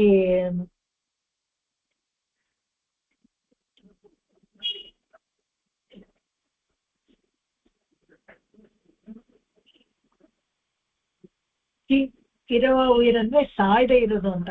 ಈ ಶರೀರಕ್ಕೆ ಸಾವಿದೆ ನಾವು ನೋಡ್ತೀವಿ, ಅದು ಅನಿತ್ಯ. ಆದ್ರೆ ಆತ್ಮ ಇದೆಯಲ್ಲ ಅದು ನಿತ್ಯವಾದದ್ದು. ಇರವ ಉಯಿರ್ ಕಂಡಿಡು ನನ್ನಿಲೆ ಕಂಡಿಡು. ಈ ಇರವ ಉಯಿರ್ ಕಂಡಿಡೆ ನನ್ನಿಲೆ ಅಂದ್ರೆ ಯಾವುದು? ಯಾವಾಗ ಮೋಕ್ಷಕ್ಕೆ ಹೋದಾಗ ಈ ಜೀವಾತ್ಮ ಇದೆಯಲ್ಲ ಪರ್ಮನೆಂಟ್ ಆಗಿ ಶಾಶ್ವತವಾಗಿ ಭಗವಂತನ ಸಾಮ್ರಾಜ್ಯದಲ್ಲಿ ವೈಕುಂಠ ಎಲ್ಲಿ ಇರುತ್ತಲ್ಲ ನನ್ನಿಲೆ, ಒಳ್ಳೆ ನಿಲೆ, ಒಳ್ಳೆ ಸ್ಟಾಪ್. ನಿಲೆ ಅಂದ್ರೆ ಸ್ಟಾಪ್, ನನ್ನಿಲೆ ಅಂದ್ರೆ ಒಳ್ಳೆ ಸ್ಟಾಪ್, ಎಲ್ಲಿ ಫೈನಲ್ ಡೆಸ್ಟಿನೇಷನ್ಗೆ ಹೋಗುತ್ತೆ.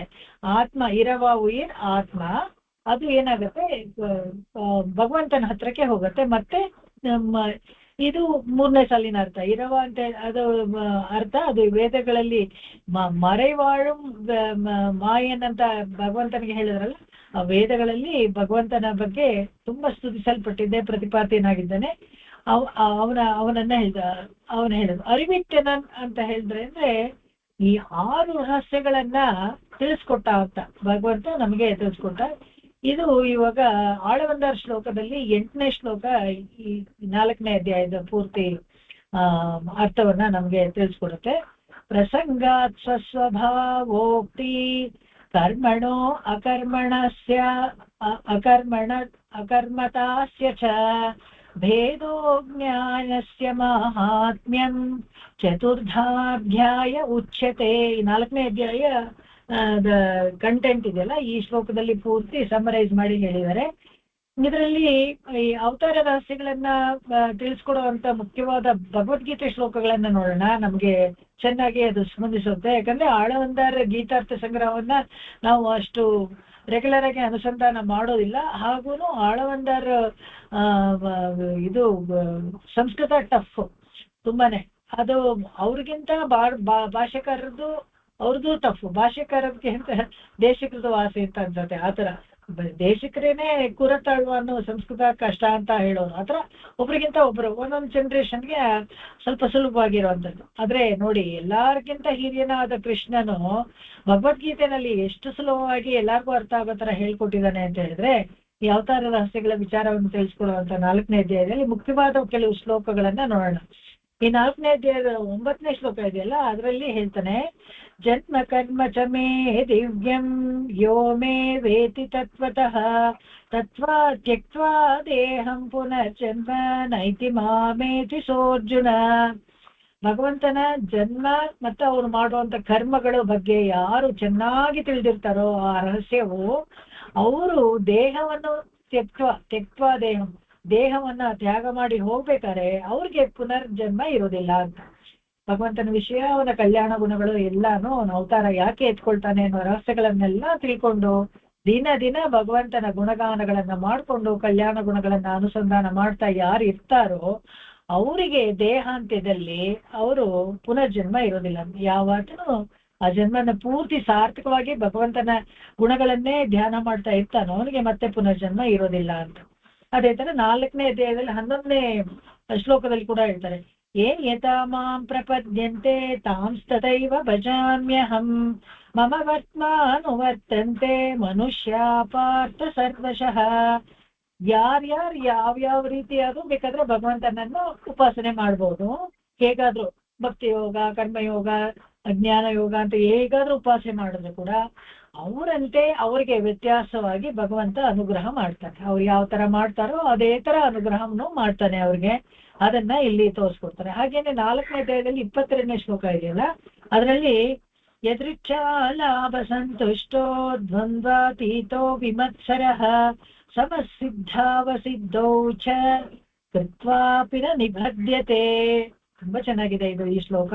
ಯದೃಚ್ಛಾ ಲಾಭ ಸಂತುಷ್ಟೋ, ಯಾದೃಚ್ಛಿಕವಾಗಿ ಯಾವ್ದು ಲಾಭ ಬರುತ್ತೋ ಅಥವಾ ದುಃಖ ಬರುತ್ತೋ ಅದನ್ನ ಏನು ಜಾಸ್ತಿ ತಲೆ ಕೆಡಿಸ್ಕೊಳ್ದೆ, ಅಂದ್ರೆ ಅತಿಯಾಗಿ ಅದಕ್ಕೆ ಅಂಟ್ಕೊಳ್ದೆ, ಸುಖ ಬಂತು ಅಂತ ತುಂಬಾ ಹಿಗ್ಗೋದು, ದುಃಖ ಬಂತು ಅಂತ ತುಂಬಾ ಕುಗ್ಗೋದು, ಆ ತರ ಇಲ್ದೆ ಯಾರು ದ್ವಂದ್ವಾತೀತ, ದ್ವಂದ್ವಕ್ಕಿಂತ ಅತೀತನಾಗಿದ್ದಾನೋ, ಹೊರಗಾಗಿದ್ದಾನೋ ಅವನು ವಿಮತ್ಸರ.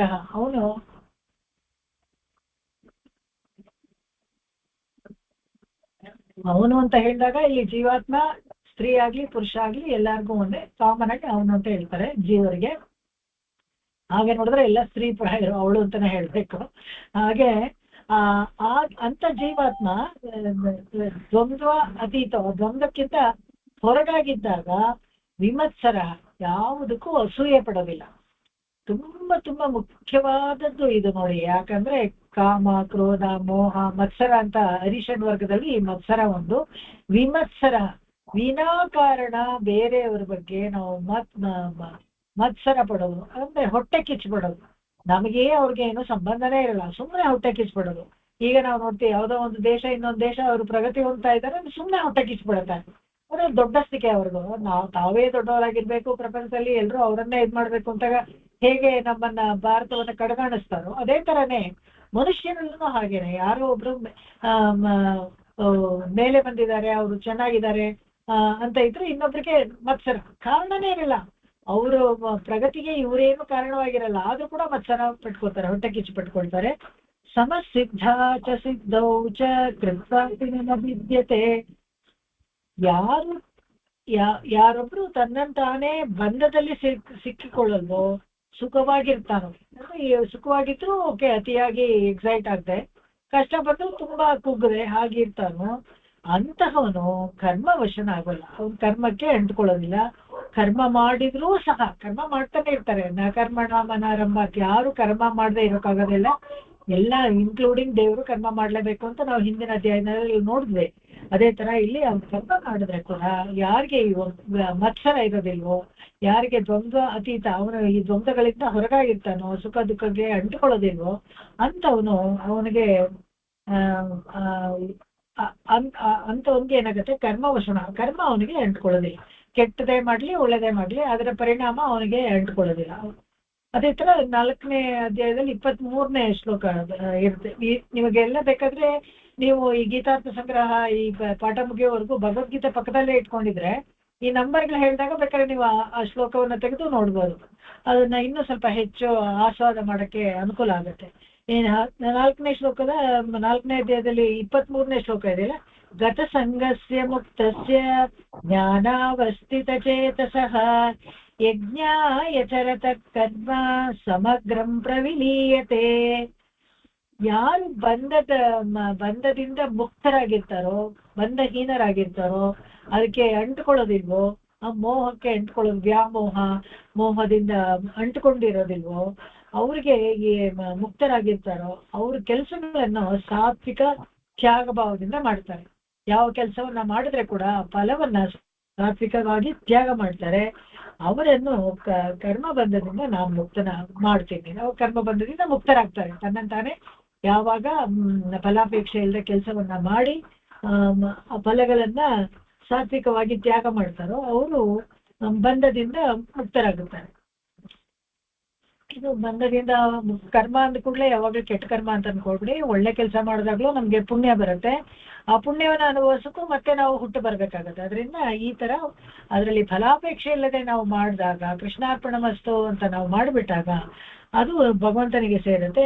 ನಾವು ಬಂಧದಿಂದ ಮುಕ್ತರಾಗ್ತೀವಿ. ಅದೇ ತರ 24ನೇ ಶ್ಲೋಕದಲ್ಲಿ ಬ್ರಹ್ಮಾರ್ಪಣಂ ಬ್ರಹ್ಮ ಹವಿ ಬ್ರಹ್ಮಾಣೋ ಬ್ರಹ್ಮಣಾಹುತಂ ಬ್ರಹ್ಮೈವ ತೇನ ಗಂತವ್ಯಂ ಬ್ರಹ್ಮ ಕರ್ಮ ಸಮಾಧಿನ. ತನ್ನ ಎಲ್ಲ ಕರ್ಮಗಳನ್ನು ಪರಬ್ರಹ್ಮನನ್ನು ಗುರುತಿಸಿ ಎಲ್ಲವನ್ನು ಅವನಿಗೆ ಸಮರ್ಪಣೆ ಮಾಡೋದು ಅಂತ ಅವನಿಗೆ ಅರ್ಪಿಸುತ್ತಾ ಬಂದ್ರೆ ಈ ಶ್ಲೋಕದಲ್ಲಿ ಅವಾಗ ನಮ್ಗೆ ಯಾವ ಕರ್ಮವೂ ಅಂಟುಕೊಳ್ಳೋದಿಲ್ಲ. ಎಲ್ಲಾನು ಭಗವಂತನಿಗೆ, ಎಲ್ಲ ಪ್ರತಿಯೊಂದು ಕೆಲಸವನ್ನು ಅದರಲ್ಲಿ ಭಗವಂತನನ್ನ ಗುರುತಿಸ್ಕೊಳ್ಳೋದು, ಭಗವಂತನಿಗೆ ಅರ್ಪಿಸ್ಕೊಳ್ಳೋದು. ಹೀಗೆ ಮಾಡಿದಾಗ ಈ ಶ್ಲೋಕದಿಂದ ಏನಾಗುತ್ತೆ ಅಂತ ಹೇಳಿದ್ರೆ, ಇದು ಮುಖ್ಯವಾಗಿ ಈ ಶ್ಲೋಕ ಇದೆಯಲ್ಲ, ಊಟಕ್ಕೆ ಶುರು ಮಾಡೋ ಮುಂಚೆ ಇದು ಹೇಳ್ತಾರೆ. ಅನ್ನಪೂರ್ಣೆ ಸದಾಪೂರ್ಣೆನೂ ಹೇಳ್ಕೊಳ್ತಾರೆ. ಕೆಲವರು ಈ ಬ್ರಹ್ಮಾರ್ಪಣಂ ಬ್ರಹ್ಮ ಹವಿಹಿ ಬ್ರಹ್ಮಾಣು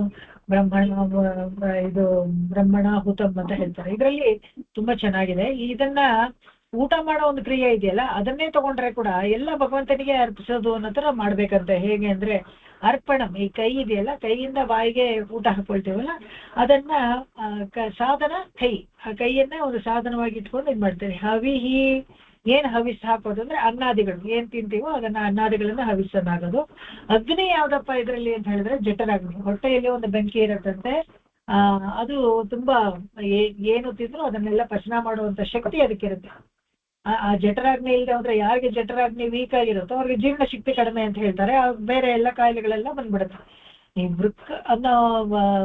ವೃಕೋದರ ಅಂತ ಭೀಮನಿಗೆ ಯಾಕೆ ಹೆಸರು ಬಂತು ಅಂತ ಹೇಳಿದ್ರೆ, ಅವನ ಜಠರಾಗ್ನಿ ಇದೆಯಲ್ಲ, ವೃಕ್ ಅಂತ ಒಂದು ಅಗ್ನಿ ಇತ್ತಂತೆ. ಅವ್ನಿಗೆ ಏನ್ ಹಾಕಿದ್ರು ತಕ್ಷಣ ಒಳ್ಳೆ ಪಚನ ಆಗ್ಬಿಡೋದಂತೆ. ಅದಕ್ಕೆ ಹಸು ಭೀಮನಿಗೆ, ಅವನಿಗೆ ವೃಕೋದರ ಅಂತ ಹೆಸರು ಅವನಿಗೆ, ಭೀಮನಿಗೆ. ನಮಗೆಲ್ಲ ಈ ಜಠರಾಗ್ನಿ ಇದೆಯಲ್ಲ, ಆ ಜಠರಾಗ್ನಿನೇ ಎಲ್ಲ ನಮ್ಮನ್ನ ಜೀರ್ಣ ಮಾಡುತ್ತೆ. ಅದು ನೀವು ಸೈಂಟಿಫಿಕ್ ಆಗಿ dilute hydrochloric acid will be produce, the enzymes will be converted into proteins, carbohydrates and fats will be converted into ಅಂತ ಎಲ್ಲ ನಮಗೆ ಸೈನ್ಸ್ ಅಲ್ಲಿ ಓದ್ತೀವಲ್ಲ, ಅದನ್ನ ಯಾರು ಮಾಡೋದು ಅಂದ್ರೆ ಈ ಜಠರಾಗ್ನಿ ಮಾಡ್ತಾರೆ. ಜಠರಾಗ್ನಿ ಬೇರೆ ಯಾರು ಇಲ್ಲ, ಭಗವಂತನೇ. ಅವನು ಕೂತ್ಕೊಂಡು ನಾವು ತಿಂದಿದ್ದೆಲ್ಲ ಜೀರ್ಣ ಮಾಡ್ತಾನೆ. ಸುಮ್ಮನೆ ಅದಕ್ಕೆ ಅವಾಗ ತಿಂತಾ ಇರ್ಬೇಡಿ, ಅವನಿಗೆ ಕೆಲಸ ಕೊಡ್ತಾ ಇರ್ತೀವಿ ನಾವು. ಹೋತ ಯಾರಪ್ಪ ಅಂತ ಹೇಳಿದ್ರೆ ಊಟ ಮಾಡೋದು. ಯಾರು ಹೋತ ಅಂತ ಹೇಳಿದ್ರೆ ಯಾವ ಯಾಗ ಮಾಡ್ತಾರಲ್ಲ ಅವ್ರಿಗೆ ಹೋತ ಅಂತ ಹೇಳ್ತಾರೆ. ಅವ್ರಿಗೆ ಆ ಊಟ ಮಾಡೋದೇ ಹೋತ. ಆದ್ರೆ ಹುತಮ್ ಅಂತ ಹೇಳಿದ್ರೆ ಪಚನ ಆಗತ್ತಲ್ಲ, ಯಜ್ಞಕ್ರಿಯೆನಲ್ಲಿ ಪಚನ ಆಗೋ ತರ ಇಲ್ಲಿ ತಿಂದಿದ್ದು ಜೀರ್ಣ ಆಗತ್ತೆ. ತಿಂದಿದ್ದು ಗಂತವ್ಯಂ ಅಂದ್ರೆ ಆತ್ಮಸಂತೃಪ್ತಿ. ಕೊನೆಯಲ್ಲಿ ಏನಾಗುತ್ತೆ, ಎಲ್ಲ ಹವಿಸ್ಸನ್ನ ಕೊಟ್ಟು ಯಾವ್ದೋ ಒಂದು ದೇವತೆಗೆ ತೃಪ್ತಿ ಆಗುತ್ತಲ್ಲ, ಅದೇ ತರ ನಾವು ಊಟ ಮಾಡ್ಬೇಕಾದ್ರೆ, ನಾವು ಅನ್ನ ಹಾಕಿ ತಿಂದು ನಾವು ಊಟ ಹಾಕ್ಬೇಕಾದ್ರೆ ನಮ್ಗೆ ಆತ್ಮಸಂತೃಪ್ತಿ ಸಿಗುತ್ತೆ, ಪ್ರತಿಯೊಬ್ಬರಿಗೂ ಊಟ ಮಾಡಿದವ್ರಿಗೆ. ಇದು ಈ 4ನೇ ಅಧ್ಯಾಯದಲ್ಲಿ ವಿಶೇಷವಾದ ಶ್ಲೋಕಗಳು ಭಗವದ್ಗೀತೆನಲ್ಲಿ. ನಮಗೆ ಮುಖ್ಯವಾಗಿ ಈ ಅಧ್ಯಾಯದಲ್ಲಿ ಜ್ಞಾಪಕ ಇಟ್ಕೋಬೇಕು ನೀವೆಲ್ಲ. ಅವತಾರ ರಹಸ್ಯ ತಿಳಿಸ್ಕೊಡ್ತಾನೆ. ಅವತಾರ ರಹಸ್ಯದಲ್ಲಿ 6 ಗುಣಗಳು, ಭಗವಂತನ ವಿಶೇಷವಾದ ಗುಣಗಳು, ಸತ್ಯತ್ವ, ಅಜಹತ್, ಸ್ವಭಾವತ್ವ, ಇವೆಲ್ಲಾನು. ಆಮೇಲೆ ಧರ್ಮಗ್ಲಾನಿ ಆದಾಗ ಪರಿತ್ರಾಣ ಸಾಧುವ, ಈ ತರ 6 ಇದನ್ನ ನಾವು ಜ್ಞಾಪಕ ಇಟ್ಕೊಂಡ್ರೆ ಅವನನ್ನೇ ಅವಲೋಕನೆ ಮಾಡ್ತಾ ಇರ್ತೀವಿ ಯಾವಾಗ್ಲೂ ಸದಾ. ಮತ್ತೆ ಯಾವಾಗ್ಲೂ ಭಗವಂತನ ಚಿಂತೆ ಮಾಡೋರ್ಗೆ ಕೆಟ್ಟ ಯೋಚನೆಗಳು ಬರೋದಿಲ್ಲ, ಕೆಟ್ಟ ಕರ್ಮಗಳನ್ನು ಮಾಡೋದಿಲ್ಲ. ಹೀಗಾಗಿ ಡೆಸ್ಟಿನೇಷನ್ ನಾವು ಫೈನಲ್ ಎಲ್ಲಿ ಹೋಗ್ಬೇಕು ಅದು ಹೋಗಿ ಸೇರ್ತೀವಿ ನಾವು. ಮುಂದಿನ ಶ್ಲೋಕಕ್ಕೆ ಹೋಗೋಣ. ಕಂಡೆಳಿದಾಂ ಕರ್ಮಮಂ கண்டெளிதாம் கருமம் உயிர் காட்டும் கடுமுதலும் உயிர் காட்டக் கடுகுதலும்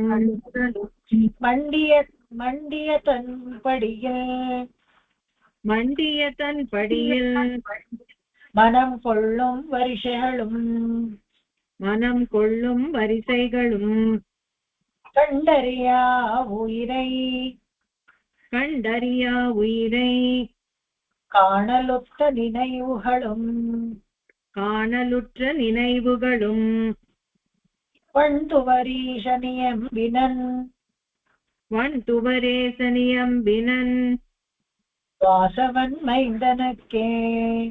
வாசவன் மைந்தனுக்கே கண்டெளிதாம் கருமம் உயிர் காட்டும் கடுகுதலும் மண்டிய தன் படியில் மனம் கொள்ளும் வரிசைகளும் கண்டறியா உயிரை காணலுத்த நினைவுகளும் வன்துவரீசனியம்பினன் வாசவன் மைந்தனுக்கே. கண்டெளிதாம் கருமம் உயிர் காட்ட கடுகுதலும் மண்டிய தன் படியில் மனம் கொள்ளும் வரிசைகளும் கண்டறியா உயிரை காணலுற்ற நினைவுகளும் வன்துவரேசன்னியம்பினன் வாசவன் மைந்தனுக்கே. ವಣ್ತುವರೀಶನೈ ಅಂತ, ವಂತುವರೇಶ ವಂತುವರೀಶನ್ ಎಲ್ಲ ಒಂದೇನೆ. ತುವರೆ ಅಂದ್ರೆ ದ್ವಾರಕೆಗೆ ತುವರೆ ಅಂತ ಹೇಳ್ತಾರೆ ತಮಿಳಲ್ಲಿ. ಅದಕ್ಕೋಸ್ಕರ ದ್ವಾರಕಾಧಿಪತಿ, ದ್ವಾರಕಕ್ಕೆ ಅಧಿಪತಿಯಾಗಿದ್ದ ಭಗವಂತ ಇದಾರಲ್ಲ, ಅವನಿಗೆ ಕೃಷ್ಣನ ತುವರೀಶನ್ ಅಂತಾನೆ. ಇಯಂಬಿನನ್ ಅವನು ತುಂಬಾ ಇದರಲ್ಲಿ ಹೇಳ್ತಾನೆ. ಹೇಗೆ ಅಂದ್ರೆ ಇವನಿಗೆ ವಾಸವನ್ ಮೈಂದನಕ್ಕೆ ಅಂತ ಹೇಳಿದ್ರೆ, ವಾಸವ ಅಂತ ಹೇಳಿದ್ರೆ ಇಂದ್ರನಿಗೆ ಇನ್ನೊಂದು ಹೆಸರು. ಅವನ ಮಗ, ಇಂದ್ರನ ಮಗ. ಹೇಗೆ ಅರ್ಜುನ ಅಂತ ಹೇಳಿದ್ರೆ ಎಲ್ಲರಿಗೂ ಗೊತ್ತು. ಕುಂತಿ ಇಂದ್ರನನ್ನ ಕುರಿತು ವರಿಸ್ತಾಳೆ. ಆವಾಗ ಇಂದ್ರ ಪ್ರತ್ಯಕ್ಷ ಆಗಿ ಅವನಿಗೊಂದು ಮಗ ಹುಡ್ತಾನೆ.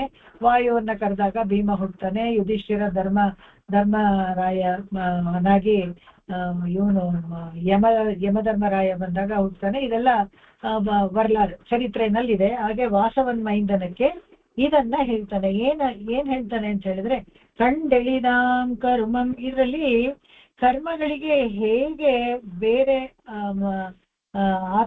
ಕರ್ಮಯೋಗಕ್ಕೆ ಹೇಗೆ ಬೇರೆ ಆತ್ಮ ಸ್ವರೂಪಗಳನ್ನು ತಿಳಿಯಲು ಸಹಾಯವಾಗುತ್ತೆ ಅನ್ನೋದನ್ನ ತಿಳಿಸ್ಕೊಡ್ತಾರೆ. ಇನ್ನೊಂದೇನಪ್ಪ ಅಂದ್ರೆ, ಇದನ್ನು ಸಾಧಕ ಸಿದ್ಧಿಸ್ಕೊಳ್ಬೇಕು. ಈ ಕರ್ಮಯೋಗ ಮಾಡಿದ್ರೆ ಹೇಗೆ ಜ್ಞಾನ ವಿಕಸಿತ ಆಗತ್ತೆ ಅನ್ನೋದಕ್ಕೆ ಆತ್ಮ ಸ್ವರೂಪ ವಿಕಸಿತ ಆಗತ್ತೆ. ಅವಾಗ ಹೇಗೆ ಅನ್ನೋದನ್ನ ಅದನ್ನ ತಿಳ್ಕೊಬೇಕು ಸಾಧಕ. ಅದನ್ನ ಕರ್ಮ ಮಾಡಿನೇ ತಿಳ್ಕೊಬೇಕು. ಸುಮ್ಮನೆ ಓದಿದ್ರೆ ಆಗೋದಿಲ್ಲ. ಇವಾಗ ಯಾರೋ ಒಬ್ರು ಈಜೋದು ಬಗ್ಗೆ ಒಂದು ಥಿಯರಿ ಇರುತ್ತೆ. To jump in water, beat the leg, beat the hand ಅಂತೆಲ್ಲ. ಆ ತರ ಸುಮ್ಮನೆ ಬಾಯಲ್ಲಿ ಓದ್ಬಿಟ್ರೆ ಈಜು ನಿಮಗ್ ಬರಲ್ಲ. ನೀರಲ್ಲಿ ಇಳಿಬೇಕು, ಕೈ ಕಾಲು ಹೊಡಿಬೇಕು. ಅವಾಗ್ಲೇ ನಮಗೆ ತಲೆ ಎತ್ತಿ ಮೇಲೆ ಬಂದಾಗ ಉಸಿರು ಹಿಡ್ಕೊಂಡಿರಕ್ಕೆ ಆಗತ್ತೆ. ನಾವು ಈಜೋದನ್ನ ಕಲ್ತ್ಕೋಬಹುದು. ಅದೇ ತರ ಈ ಕರ್ಮಗಳನ್ನ ಮಾಡೇ ಸವಿಸ್ಬೇಕು. ಕರ್ಮಗಳನ್ನ ಮಾಡ್ತೀವಿ ಅಂತ ಬಾಯಲ್ಲಿ ಹೇಳ್ತಾ ಇದ್ರೆ ಆಗಲ್ಲ. ಪ್ರೋಕ್ರಾಸ್ಟಿನೇಷನ್ ಅಂತ ಹೇಳ್ತಾರೆ ಅದಕ್ಕೆ ಇಂಗ್ಲಿಷ್ ನಲ್ಲಿ. ಯಾರು ಕರ್ಮಗಳನ್ನ ಮಾಡದೆ ಅದನ್ನ ಮುಂದೂಡ್ತಾರೋ ಅಂಥವ್ರನ್ನ ಭಗವಂತನಿಗೆ ಇಷ್ಟನೇ ಆಗೋದಿಲ್ಲ. ಒಂಚೂರು ಇಷ್ಟ ಆಗೋದಿಲ್ಲ.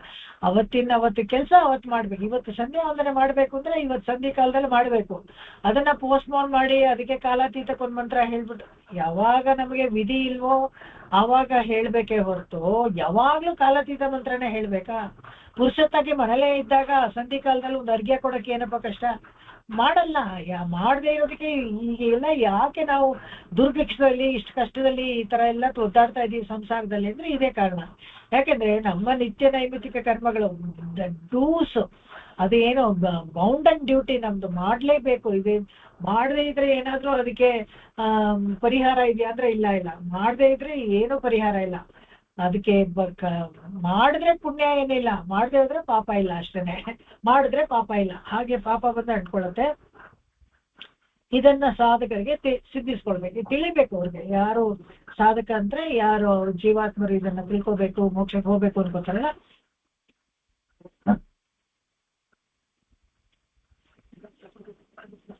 ಅವರು ಇದನ್ನ ತಿಳ್ಕೊಂಡು ಕರ್ಮವನ್ನ ಮನಸ್ಸಿಟ್ಟು ಅಚ್ಚುಕಟ್ಟಾಗಿ ಮಾಡ್ಬೇಕು, ಫಲತ್ಯಾಗ ಮಾಡ್ಕೊಂಡು ಆತ್ಮ ಸ್ವರೂಪವನ್ನು ಅರಿಯುವ ಮಾರ್ಗಗಳು ಗೊತ್ತಾಗುತ್ತೆ. ಇವಾಗ ಆಳ ಬಂದಾಗ ಅವರು ಇದರಲ್ಲಿ ಗೀತಾರ್ಥ ಸಂಗ್ರಹದಲ್ಲಿ ಈ ಶ್ಲೋಕ ಒಂದು ಹೇಳ್ತಾರೆ, ಅದನ್ನ ನೋಡೋಣ.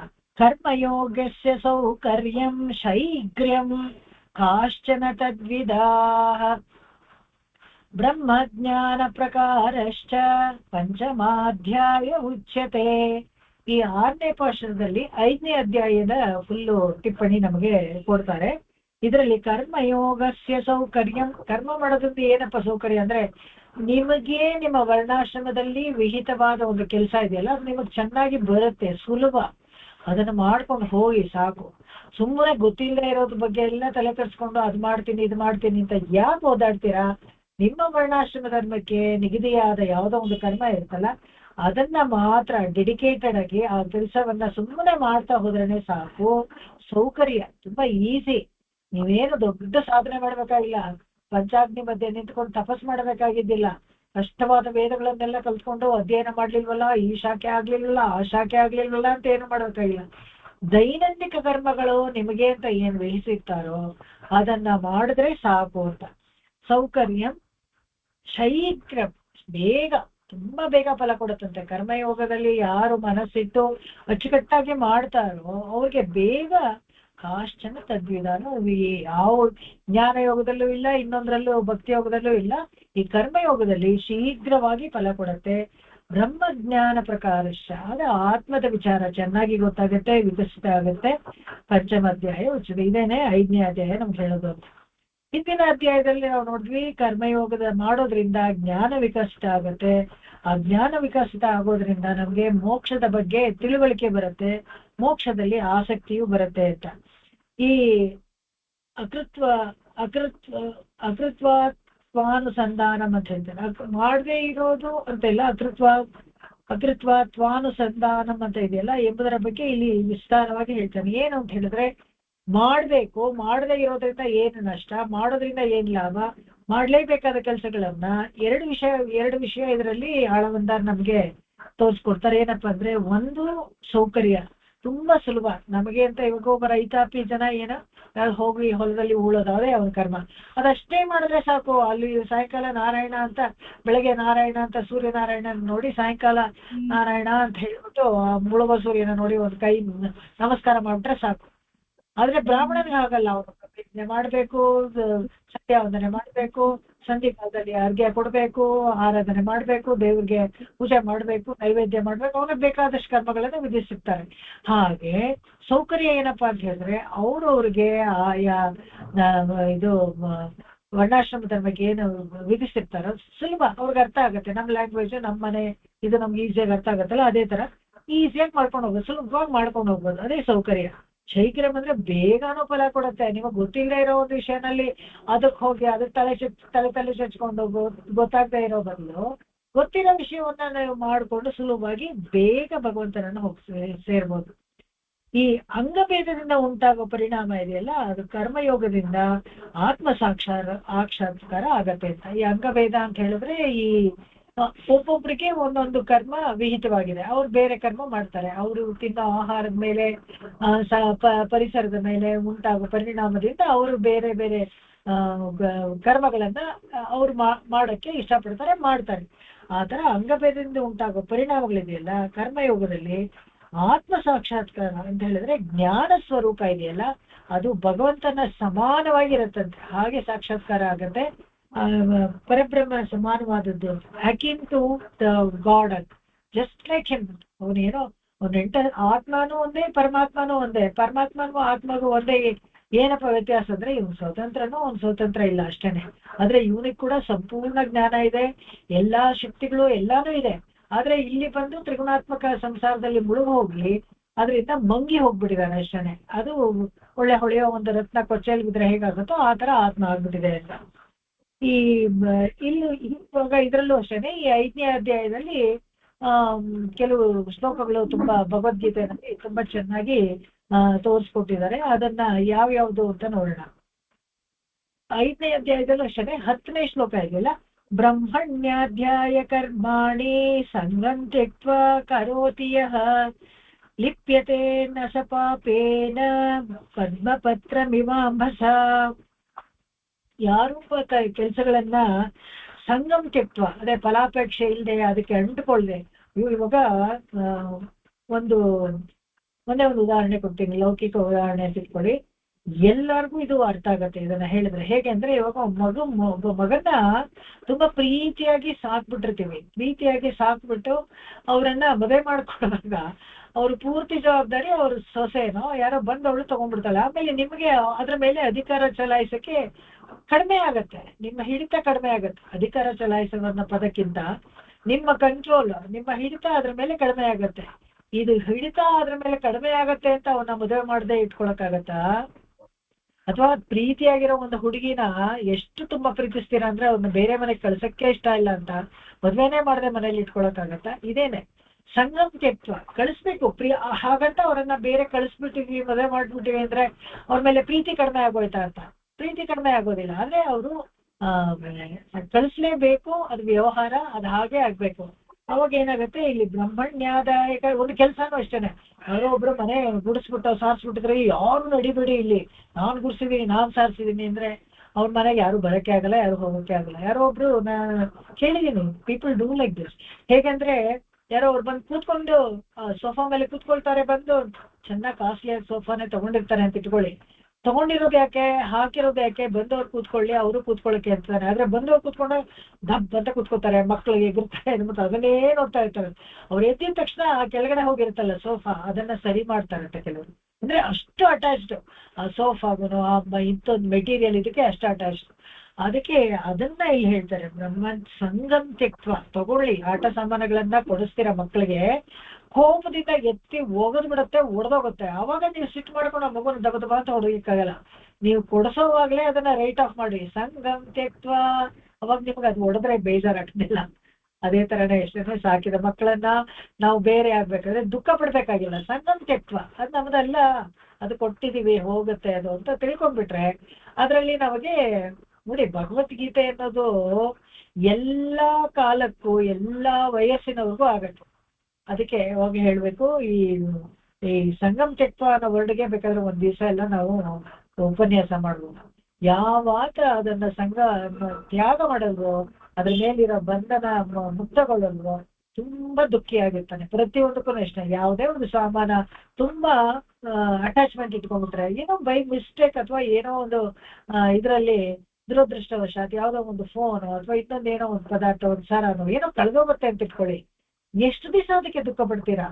ದುಃಖ ಪಡೋದನ್ನ ನಿಲ್ಲಿಸ್ಬೇಕು. ಯಾಕಂದ್ರೆ ಸಂಗಮ್ ತ್ಯಕ್ತ್ವ ಇಲ್ಲದ್ರೆ ನೀವು ಜೀವನ ಪೂರ್ತಿ ಅದನ್ನ ನೀವು ದುಃಖ ಪಡ್ತಾನೆ ಇರ್ತೀರಾ. ಆ ವಿಯೋಗಗಳಲ್ಲಿ ಇದು ತುಂಬಾ ನಮಗೆ ಉಪಕಾರ ಆಗತ್ತೆ. ಭಗವದ್ಗೀತೆಯನ್ನು ಓದ್ತಾ ಇದ್ರೆ ತುಂಬಾ ನಮ್ಗೆ ಮನಸ್ಥೈರ್ಯ ಬರುತ್ತೆ, ಮನಸ್ಸು ಗಟ್ಟಿ ಆಗತ್ತೆ, ಕಷ್ಟಗಳನ್ನ ಎದುರಿಸುವಂತ ಒಂದು ತಾಕತ್ತು ನಮ್ಗೆ ಬರುತ್ತೆ. ಅದೇ ತರ ಇನ್ನೊಂದು ಭಗವಂತನಿಗೆ ಅರ್ಪಿಸುತ್ತಾ ಹೋಗ್ಬೇಕು. ಯಾವ ಕೆಲಸವನ್ನ ಮಾಡಿದ್ರು ಅದು ಲಿಪ್ಯಸೇನ ಪಾಪೇನ. ಅವಾಗ ಏನಾಗುತ್ತೆ, ಈ ಪದ್ಮಪತ್ರ ಮೀವಾಂಬಿಸ, ಈ ತಾವರೆ ಎಲೆ ಹೇಗೆ ನೀರಲ್ಲಿದ್ರು ನೀರ್ಗೆ ಅಂಟುಕೊಳ್ಳಲ್ವೋ ಆ ತರ ಇರ್ಬೇಕು. ನಾವು ನಮ್ ಕರ್ತವ್ಯನ ಮಾಡ್ಬೇಕು, ಆದ್ರೆ ಅದಕ್ಕೆ ಅಂಟುಕೋಬಾರ್ದು ಅಷ್ಟೇನೆ. ಆ ತರ ಪದ್ಮಪತ್ರ ಮೀವಾಂಬಿಸ, ಎಷ್ಟು ಒಳ್ಳೆ ಇದನ್ನ ಭಗವಂತ ಅಲ್ಲಿ ಉದಾಹರಣೆಯನ್ನ ಕೊಡ್ತಾನೆ, ಉಪಮೆಯನ್ನ ಕೊಡ್ತಾನೆ. ಆ ತರ ಇರ್ಬೇಕು. ಒಂದು ಡ್ರಾಪ್ ನೀರ್ ಹಾಕಿದ್ರು ಅದ್ರ ಅಲ್ಲೇ ತೇಲ್ತಾ ಇರುತ್ತೆ, ಅದು ಅಂಟ್ಕೊಳ್ಳಲ್ಲ. ಅದಕ್ಕೆ ಆಕ್ವಾಟಿಕ್ ಪ್ರಾಪರ್ಟಿ ಇರುತ್ತೆ. ಅದೇ ತರ ಆ ತರ ಇರ್ಬೇಕು. ವಿದ್ಯಾ ಇದೇ ತರ 5ನೇ ಚಾಪ್ಟರ್ 18ನೇ ಶ್ಲೋಕದಲ್ಲಿ, ವಿದ್ಯಾ ವಿನಯ ಸಂಪನ್ನೆ ಬ್ರಾಹ್ಮಣೆ ಗವಿಹಸ್ತಿನಿ ಶುನಿ ಚೈವ ಶ್ವಪಾಕೆ ಚ ಪಂಡಿತ ಸಮದರ್ಶಿನಃ. ಯಾವಾತ ವಿದ್ಯೆ ತುಂಬಾ ಕಲ್ತಿರ್ತಾನೋ, ವಿನಯದಲ್ಲಿ ಸಂಪನ್ನನಾಗಿರ್ತಾನೋ, ಅವನಿಗೆ ಬ್ರಾಹ್ಮಣೇ ಮನುಷ್ಯರೇ ಆಗ್ಲಿ, ಬ್ರಾಹ್ಮಣ ಪಂಡಿತವರೇ, ಉತ್ತಮ ಪಂಡಿತರೇ ಆಗ್ಲಿ, ಗವಿ ಹಸುನೇ ಆಗ್ಲಿ, ಹಸ್ತಿನಿ ಆನೆನೇ ಆಗ್ಲಿ, ಶುನಿ ನಾಯಿ ಆಗ್ಲಿ, ನೋಡಿ ಎಷ್ಟೆಷ್ಟು ವ್ಯತ್ಯಾಸ. ಮನುಷ್ಯ ಎಲ್ಲಿ, ಆನೆ ಎಲ್ಲಿ, ನಾಯಲ್ಲಿ, ಮತ್ತೆ ಹಸು ಎಲ್ಲಿ, ಒಂದೊಂದು ಬೇರೆ ಬೇರೆ ತರ ಶರೀರದಲ್ಲಿ ಇರುವಂತ ಆತ್ಮ, ಬೇರೆ ಬೇರೆ ತರ ಶೇಪ್ ಇರುವಂತ ಜೀವಗಳು ಇವೆಲ್ಲರೂ. ಇವರಲ್ಲಿ ಪಂಡಿತ ಸಮದರ್ಶಿನ ಯಾವುದೇ ಆಗ್ಲಿ ಅದನ್ನೆಲ್ಲ ಏಕ ರೀತಿಯಾಗಿ ನೋಡ್ತಾನಂತೆ. ಕಾರಣ ಏನಪ್ಪಾ ಅಂತ ಹೇಳಿದ್ರೆ, ಇವುಗಳಲ್ಲೆಲ್ಲ ಎಲ್ಲಾದ್ರಲ್ಲೂ ಇರೋ ಆತ್ಮ ಒಂದೇ ಸೈಜು, ಒಂದೇ ತರನೇ ಇರೋದು. ಈ ಆನೆನೇ ಆಗ್ಲಿ, ಇರುವೆನೇ ಆಗ್ಲಿ, ಅದು ವ್ಯತ್ಯಾಸನೇ ಇಲ್ಲ. ಆತ್ಮ ಮಾತ್ರ ಯಾವಾಗ್ಲೂ ಅಷ್ಟೇ ಸೂಕ್ಷ್ಮ ರೂಪಿಯಾಗೇ ಇರೋದು, ಒಂದೇ ಸೈಜೇ ಇರೋದು.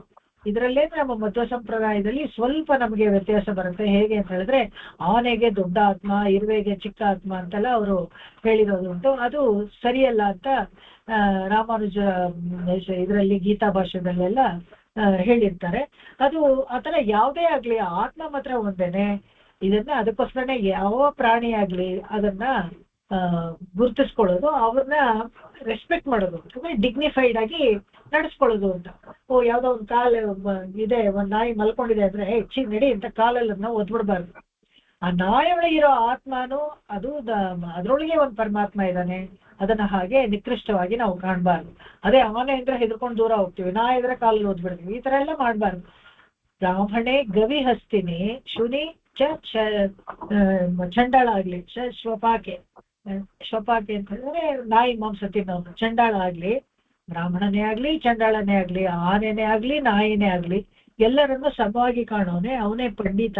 ಪಂಡಿತ ಅಂದ್ರೆ ಓದಿರೋನು ತುಂಬಾ ಅಂತಲ್ಲ. ಪಂಡಿತ ಅಂದ್ರೆ ಇದೆ ಆಕ್ಚುಲಿ ಪಂಡಾಸ್ ಅಂತ ಹೇಳ್ತೀವಲ್ಲ, ಬಿಹಾರಲ್ಲೆಲ್ಲ ಇರ್ತಾರಲ್ಲ, ಅದು ಏನಪ್ಪಾ ಅರ್ಥ ಅಂತ ಹೇಳಿದ್ರೆ, ಬ್ರಹ್ಮನ ಕಡೆಗೆ ಹೋಗೋ ದಾರಿ ತಿಳಿದವನು ಅಂತ. ಪರಬ್ರಹ್ಮನ ಕಡೆಗೆ ಹೋಗಿರೋ ದಾರಿಯನ್ನ ಯಾರು ತಿಳಿದಿರ್ತಾರೋ ಅವರೇ ಪಂಡಿತರು ಅಂತ ಅರ್ಥ. ಇನ್ನೊಂದು 24ನೇ ಶ್ಲೋಕ. ಯೋಂತ ಸುಖೋಂತರ ರಾಮಃ ತದಾಂತರ್ಜ್ಯೋತಿರೇವಯಃ ಸಯೋಗಿ ಬ್ರಹ್ಮ ನಿರ್ವಾಣಂ ಬ್ರಹ್ಮಭೂತೋಧಿಗಚ್ಚತಿ.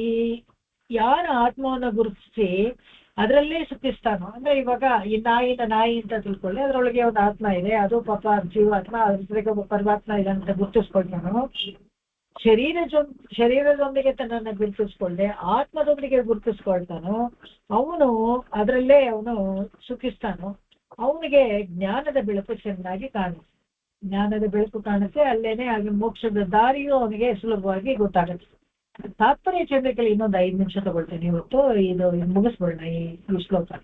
ಈ ತಾತ್ಪರ್ಯ ಚಂದ್ರಿಕೆ ಅಂತ ನಾನು ಹೇಳಿದ್ನಲ್ಲ, ಇದು ಭಗವದ್ಗೀತೆಗೆ ವೇದಾಂತ ದೇಶಿಕರು ಭಗವದ್ ರಾಮಾನುಜರ ಇದು ಇಟ್ಕೊಂಡು ಬರ್ದಿರೋಂಥದ್ದು. ಇಲ್ಲಿ ತುಂಬಾ ಸುಲಭವಾಗಿ ವೇದಾಂತ ದೇಶಿಕರ ಏನ್ ಸ್ಪೆಷಾಲಿಟಿ ಅಂದ್ರೆ ಅನಾಲಿಟಿಕಲ್ ಸ್ಕಿಲ್ಸ್ ಇದೆಯಲ್ಲ, ಸುಲಭವಾಗಿ ಪಾಯಿಂಟ್ ಜ್ಞಾಪಕ ಇಟ್ಕೊಂಡ್ಬಿಡ್ಬೋದು, ಅದರ ಜೋಡಿಸ್ಕೊಂಡು ತುಂಬಾ ಈಸಿಯಾಗಿ. ಏನಪ್ಪಾ ಅಂತ ಹೇಳಿದ್ರೆ, ಈ ಅಧ್ಯಾಯಕ್ಕೆ ತುಂಬಾ ಚೆನ್ನಾಗಿ ತಾತ್ಪರ್ಯ ಚಂದ್ರಿಕೆ ಕೊಡ್ತಾರೆ. ಕೊನೆಯ ಫಲ ಇದೆಯಲ್ಲ, ಕರ್ಮಯೋಗಕ್ಕೆ ಕೊನೆಯ ಫಲ ಜ್ಞಾನ ಒಂದೇ ಇರುತ್ತೆ. ಕರ್ಮಯೋಗ ಮಾಡ್ತಾ ಮಾಡ್ತಾ ಏನಪ್ಪ ಫಲ ಸಿಗುತ್ತೆ ಅಂದ್ರೆ ಜ್ಞಾನ ಬರುತ್ತೆ, ಜ್ಞಾನ ವಿಕಸಿತ ಆಗತ್ತೆ ಅಂತ. ಇದೆರಡರಲ್ಲಿ ಕರ್ಮಯೋಗದಲ್ಲಿ ಮತ್ತೆ ಜ್ಞಾನ ಯೋಗದಲ್ಲಿ ಕರ್ಮಯೋಗ ತುಂಬಾ ಸುಲಭ. ಕೂತ್ಕೊಂಡು ಅಲ್ಲಿ ಏನೋ ತಪಸ್ ಮಾಡ್ತೀನಿ, ಜಪ ಮಾಡ್ತೀನಿ ಅಂದ್ರೆ 108 ವಿಘ್ನ. ಅದ್ರಲ್ಲಿ ನಮ್ಮ ಪಾಡು ನಾವು ಕೆಲಸಗಳನ್ನ ಮಾಡ್ಕೊಂಡು ಬಾಯಲ್ಲಿ ಗೊತ್ತಿರೋ ಸ್ತೋತ್ರಗಳನ್ನ ಹೇಳ್ಕೊಂಡು ಹೋಗ್ತಾರೆ, ಆಯ್ತು, ಅದು ತುಂಬಾ ಸುಲಭ. ಕರ್ಮಯೋಗ ತುಂಬಾ ಸುಲಭ ಅಂತ ಹೇಳ್ತಾನೆ. ಹಾಗೆ ಕರ್ಮಯೋಗ ಶೀಘ್ರ ಫಲ ಕೂಡ ಅಂತ 3ನೇ ಪಾಯಿಂಟ್ ಅದನ್ನ ಹೇಳ್ತಾನೆ. ಈ ಇಂದ್ರಿಯ ನಿಗ್ರಹ ಸಿದ್ಧವಾಗಿರೋರಿಗೆ ಮಾತ್ರನೇ ಜ್ಞಾನ ಯೋಗ ಸಿಗೋದು. ಈ ಕರ್ಮಯೋಗದಲ್ಲಿ ಇಂದ್ರಿಯ ನಿಗ್ರಹ ಇರ್ಬೇಕು ಅಂತಿಲ್ಲ, ಆದ್ರೆ ಜ್ಞಾನ ಯೋಗಕ್ಕೆ ಇಂದ್ರಿಯ ನಿಗ್ರಹ ಬೇಕೇ ಬೇಕು. ಕರ್ಮಫಲ ತ್ಯಾಗದಿಂದ ಮೋಕ್ಷ ಸಿಗುತ್ತೆ. ಇದನ್ನ ಒಂದು ಪಾಯಿಂಟ್ ಹೇಳ್ತಾರೆ. ಅದೇ ಕರ್ಮ ಫಲಾಪೇಕ್ಷೆಯಿಂದ ಮಾಡಿದ್ರೆ ಮತ್ತೆ ನಾವು ಸಂಸಾರದಲ್ಲಿ ಬಂದು ಬೀಳ್ತೀವಿ. ಇದೇ ತರ 5ನೇ ಅಧ್ಯಾಯದ 13ನೇ ಶ್ಲೋಕದಲ್ಲಿ ಸರ್ವಕರ್ಮಾಣಿ ಮನಸ ಸನ್ಯಸ್ಯಾಸ್ತೆ ಸುಖಂ ವಶಿ ನವದ್ವಾರೆ ಪುರೇ ದೇಹಿ ನೈವ ಕುರ್ವನ್ನ ಕಾರ್ಯನ್ ಹೇಳ್ತಾರೆ. ಈ ದೇಹ ಒಂದು ಪುರ, ಒಂದು நெய் குடத்தை பத்தி ஏதும் எறும்புகள் போலಂತ ಇವರು ಪೆರಿಯಾಳ್ವಾರ್ ಹೇಳಿದ್ರಲ್ಲ, ಅದಕ್ಕೆ 9 ದ್ವಾರಗಳಿದೆಯಂತೆ ನಮ್ಮ ದೇಹಗಳಿಗೆ. ಕತ್ತಿಂದ ಮೇಲಕ್ಕೆ 7 ದ್ವಾರ, ಕತ್ತಿಂದ ಕೆಳಗೆ 2 ದ್ವಾರ. ಈ ಕಠೋರ ಉಪನಿಷತ್ನಲ್ಲಿ ಮಾತ್ರ 11 ದ್ವಾರ ಅಂತ ಹೇಳುತ್ತೆ, ಗುರುತಿಸುತ್ತೆ.